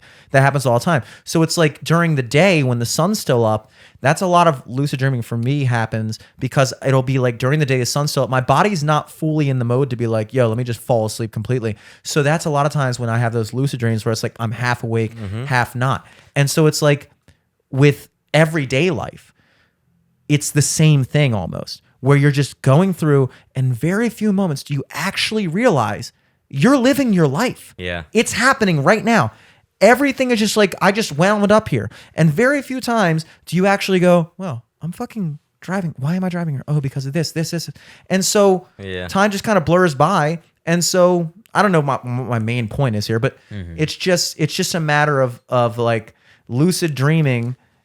I use dreaming as an analogy for fucking waking life all the time because I see the similarities all the time. Yeah, of course. It's so interconnected. And I don't know all the answers, but it's so fun to talk about and think about. I had a point, but I totally lost it. It's okay. I might need to wrap up soon to Oh, yeah, totally. get home, get showered, Well, get ready for tomorrow. What a blessing it is that I have a lot more thoughts bubbling up for the next broadcast. Exactly. Exactly. Episode For episode 4. 400. We're gonna get into consciousness. 2.5 years from now. Can you imagine? I would We've like done Jordan. another I would 100 like Jordan episodes. Levine to come back on next time I'm on, because during the pandemic, we all stopped hanging out as much, right? Mm-hmm. And like Jordan was such a good friend of ours. Like we were always, I would just come see your comedy shows and stuff like that. And then him and I started really connecting, and I'm like totally like doing this so he texts me tomorrow, because I'll be like, oh, here's the podcast. But him and I were having these conversations like a couple of years ago of like, wow, what is consciousness? What's real, what's not, what's in your subconscious? And it's so complex. And I really think that's why people all have the simulation theory and all these things. And it's like, I don't subscribe to the simulation theory, because I do think that we are all here for some weird complex universe thing. But I don't like when I think about people being like, it's all fake, so I can just like kill everyone because nothing matters. It's like, no, it does matter. Like this It's a universe silly- matters for the development of our soul. It's a silly reduction of And I what know we're I talking sound about. crazy No, right no, now. you're absolutely right. It's just a silly reduction of these things. Like you get trained as an adult to lose your sense of wonder. And I've noticed that even with like, like I remember back there was a time when being a conspiracy theorist was like fun. It wasn't like vilified. Now It was it's just vilified. fun. It is. It's fucking vilified. fun. And like now you're kind of trained like, oh, you really think that? It's like, well, why can't I fucking can't think? we? Why can't we speculate on why these weird things fucking happen? And like, why is it that part of being an adult is just to lose all sense of wonder about the world and just assume that we have everything figured out and it's just everything is at face value, surface level. There's nothing going on beyond it. And any like type of delving into like something behind the scenes that connects us all is just like some kind of trippy conversation where it's like, dude, have you realized that we don't fucking know what's happening right now? Have Yeah. you realized that nobody knows Nobody why we're alive here, knows. when we got here, what the fuck is the point? Nobody knows that, and all the fucking equations, all the fucking shit you can throw at me, we don't know that answer. Sacred geometry. Do you remember those like drunken nights when we were having an hour-long conversation in the Ridgely parking lot about like, oh, I am so into philosophy now. Or, well, I didn't know I was into philosophy. I'm into the universe. And then Dyer was like, you're into philosophy. Yeah. I was like, oh, that's what philosophy is. But you told me you're like, buy The Alchemist. You told me that. You were like, I recommend you buy Sure, we this didn't book read that called shit. The Alchemist. I read The Alchemist. I read The And- Alchemist before you, bro. That book has become, it's so relatable to all humans. And Another really good it's book the like most that. best-selling book because of it's so innate. It's so The human. Celestine Prophecy is What's another. the book called? What's it called? The Celestine Prophecy. It's another book like that. And it talks about like the importance of, like we were talking about, coincidences. It's and like, we're all on the same it path. talks about the importances of not brushing coincidences off and like I love that. noticing them and seeing why they happen rather than just being like, oh, it's a coincidence. It's like, Yep. no, get to the root of it. Why did this happen? What happened? What led up to this? And what is it leading to? And that's like one of the main, it's like the first, apparently it's like, Can you text me the book name of that? yeah, it's a fictional book about like this guy's journey to find the 12 insights 12 is always the that number. are basically like the meaning of life. And the first insight is to relish in coincidences and to notice them and to look into them and like follow their path. I completely agree. Rather than just like brushing them off. It's like, why is it that you thought about that person and they thought about you and texted it? Is there something Yes. you're supposed to talk about? Is there a path that you're both on that you don't know? Is there something? Yup. Because It's in you our never know. subconscious. Like you could be trying to figure something out, and maybe that person is too, and maybe they have an answer, and you have an Yes. answer, and Yes. there's a reason why it's linked up to And each it's other. the collective brain, because you might need both answers to get the Exactly. real answer. And I'm totally vibing with what you're saying, not to sound like cheesy, but like I feel like that's the drunken talks that we were talking about. And I'm like, dude, it's so simple. It's like it's all been done before. Any path that we're on, someone else has been on before. Yeah. And we are all on a collective conscious. And it's that's why you look up to your parents and stuff like that. It's like they've been through the same journey you've been through. It's not that different. And Yeah. when you pay attention to the coincidences, I know I'm getting all like woo woo. But I love this shit. I love this shit. Yeah, man. Folks, Sorry, I'm like, can we go No. 4 more hours or? it's all right. I would. Oh, sorry. You can put it on me, Jimmy. No, Eric. Going back to genetics, we both have to go. Yeah, we both. Jimmy and I are going to carry Our this over journey. another 3 hours. All of our hero's journey has to take us out of the studio. We gotta leave them wanting more. Episode 300. I don't know why this bore such significance to me. Bro. It just- seems big. It's Because it it's seems 300 Spartans, bro. Exactly. Spartans. And the number 3 is very important in these coincidences. And that's why we get that amount of views. Three's per video. company. I'm doing 3 doors down. air Notice quotes on the the the podcast. Three mics- Musketeers. The mics went out 3 times before they came back. Yes, it was always 3. Exactly. It's always Same with 3. 12. Jesus rose after 3 days. 12 steps. A stool can stand on 3 legs. Mm. Think about it. 3 blind mice. Think about 3 it. blind mice. Think about it. Just 3 cheese blend. The Father, the Son, the Holy Eric, Ghost. I like Holy that. Trinity. You're not a cheese I'm consumer. not a cheese guy too. and That's how even big it even is. Eric knows about the 3 the Holy Trinity, folks. There's something to it. There's The something to 3 cheese everything. blend. Don't lose that wonder. And after all, You're my wonder. Whoa. And that's a classic. I can't make it on my own. 'Cause my heart is in Ohio. Palestine, Ohio. My singing voice is Come not on, as good as racing, your crash guys'. your chains. This episode is, of course, dedicated to the victims of Palestine. Is it Palestine? I feel like the only reason they're saying Palestine is because we don't. They're saying I don't think Palestine. they're saying that. Yeah, They're they're saying They're trying to, Palestine because we like, don't want to say Palestine. free Palestine. You can't have two epidemics in the same name of a place. well, I you think know? it's because they're trying to hide the fact that Palestine is actually a state. Oh, You know what I mean? true. History is trying to erase Palestine. They are trying to erase it, and they did a good job because I totally forgot Israel was a place. I'm only thinking Ohio. What's going on with the Jews in Ohio? What's going on? What's going? Why are they so mean? Blowing up trains and shit. Episode 300.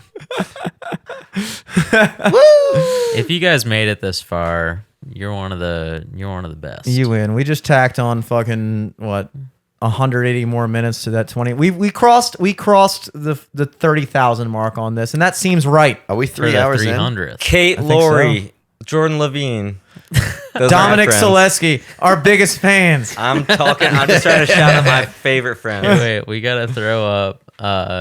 What's his name? Mr. Brooks. Mr. Brooks, Mr. Brooks, tell me what's the looks, Mr. Brooks. I know Tell you're me out what's there the somewhere, looks, Mr. Mr. Brooks. Who's Mr. Brooks? Oh, he was our first original fan from episode Yeah. fucking 1. Shut the fuck up. We used to like play just like SoundCloud music as our intros, and we shouted out Mr. Brooks because we saw that he was listening. We played some of his music, and then he just became an instant fan. He became an institution. He is the second most, top streamer of our podcast. Yeah, that's true. He's probably just waiting for you guys to mention him again. Well, here you go, buddy. Here you go, Mr. Brooks. Episode 300. And you're here's the still time where in we our tell you hearts. that Dom is Mr. Roy or whatever his name was. Why don't we? Dom's Mr. Yeah, Brooks. Solesky This was microphone the is top literally listener running and the away from second me as right now. Mr. Brooks. Just kidding. Watch us I get love an Mr. email Brooks. from mrbrooks@gmail.com. Like, thank God for finally shouting me out. I've been listening for I could finally stop listening. 258 episodes. I made a promise with myself I wouldn't stop until I heard my name again. Oh man. Any plugs? Alex, you have dropped off the face of the earth purposefully. I made an effort to like erase my social media Yeah. because I was and guess what? Last night or a couple nights ago, Selena Gomez made a public statement being like, "I'm 30, so this is just all so silly. Like, I don't want social media." And I was like, I was ahead of that curve, Yeah, dude. you Yeah. know? So For sure. I understand where she's coming from. I do want to shout out. There's a local Instagram that I've been following called Baltimore Paranormal Society. Oh, hell yeah. It's all BPS. BPS. It's all about paranormal experiences in this area. And the other night they posted something about a UFO over the Jones Falls. So please, there's real paranormal happening in this area. So please follow BPS, Baltimore Paranormal Society, on Instagram. BPS. Dom, anything paranormal going on in your life, dude? What's happening? Nothing paranormal, but Supernatural. did just release a Occult? song. I produced it, but it's our boy Stefan, guest of the cast. The Burden. I even know him, Wrestler Mania. He's a boxer Oh, and a wrestler Boxer and Mania. a fighter.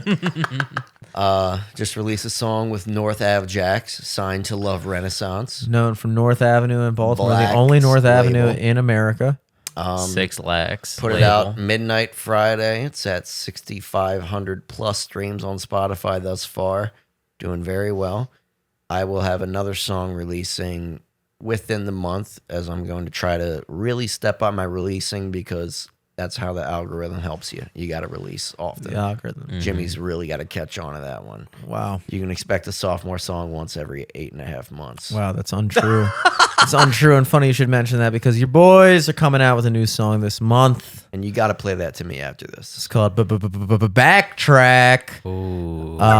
We're just working on the album art for that, which Will I probably think- be a picture of Towson. yeah, or something like that, or something silly, something that we took way too long to come up with something so simple, as is the norm. At Sophomore MD, you already know your boys or your boy. Gonna be at Valley Inn this Friday, first Friday. Oh no. Not sure of the time yet, but Friday night I'll be there with Danimal. The Danimal. God, the guy He still is the alive. man. I love him. We're getting blitzed and we're hitting you in the face with rock and roll bongo Hell style, yeah. baby. Saturday, March. I'm making up dates now. I'm gonna say March 4th. Who knows?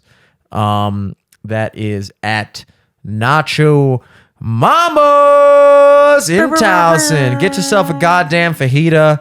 Sit down. I might even wear a baseball cap for that one. Outside of that, guys, March, you already know, laddies, it's St. Patty's Day. The sophomore boys are going to be at the horse you came in on Friday, March 17th. That's right. You heard that correctly. St. Patty's is a Friday. It's big time news. We'll be there 5 to 9, which is actually, we switched out of the late night spot. Not up to us, but I like it. We're doing 5 to 9 St. Patty's in Fells Point. That's going to be sweet. At Jimmy Solesky. Eric, what's happening? This is very future notice, but end of the summer, Okay. Richmond, Virginia. Ooh. If you've been hankering ever since the late December months of 2011, when you saw Hot Set for the first time down in Richmond, Mr. Brooks, we're talking to and you. you were like, wow, in a year and a half, I would love to see that again. You meant 2021 or Yeah. 2011? 2011. That's when you saw it. And then a year and a half later, in 2023 in the summer, in August, Time. in 2023, Time is a construct. keep an eye out in Richmond, Virginia for Hot Set Richmond. That's Is that like Hot Set that you guys did at at the Crown. the Yeah. Crown? Oh, that was fun. Are you going to be doing comedy there? Yeah. Can you explain what I Hot want to Set go is? to there. I wanna go to Richmond. So Hot Set is it's a show where we have a list. It's just a comedy showcase, but with one little simple trick. We make the comedians eat hot peppers that we grow, and they're very spicy. Mm-hmm. So imagine the show Hot Ones, but with local talent and live Peppers. And Are you local gonna be peppers. partaking and in the even peppers? better. Yes, but also I'm not a bitch, so I will handle it. Eric can handle heat, Mm-hmm. but you are warning the comedians that'll and you're join. warming the comedians as I'm well. warming them as well. That was a fun show when you would have milk up there to be like, yo, if you are a bitch, there is If milk. you are a I bitch, you used should have to a big do- piece of mashed I do potato. There a is fun bit lactose where- for bitches. I do milk, almond milk, and lemonade. And I like to make a little joke about how around the corner fudge is made.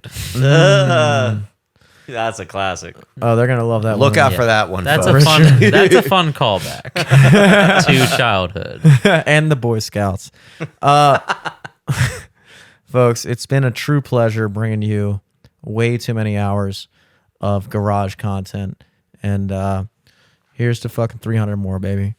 Cheers. I had the best time. I was so nervous, and it was a vibe. It's always a vibe, baby. Always a vibe on the broadcast. At LFTS Yes. podcast across We'll see you the guys board. episode 400 in 3 Yeah. years. We'll get years, yeah. invited back for episode 400. Till next time, folks. Peace. Peace.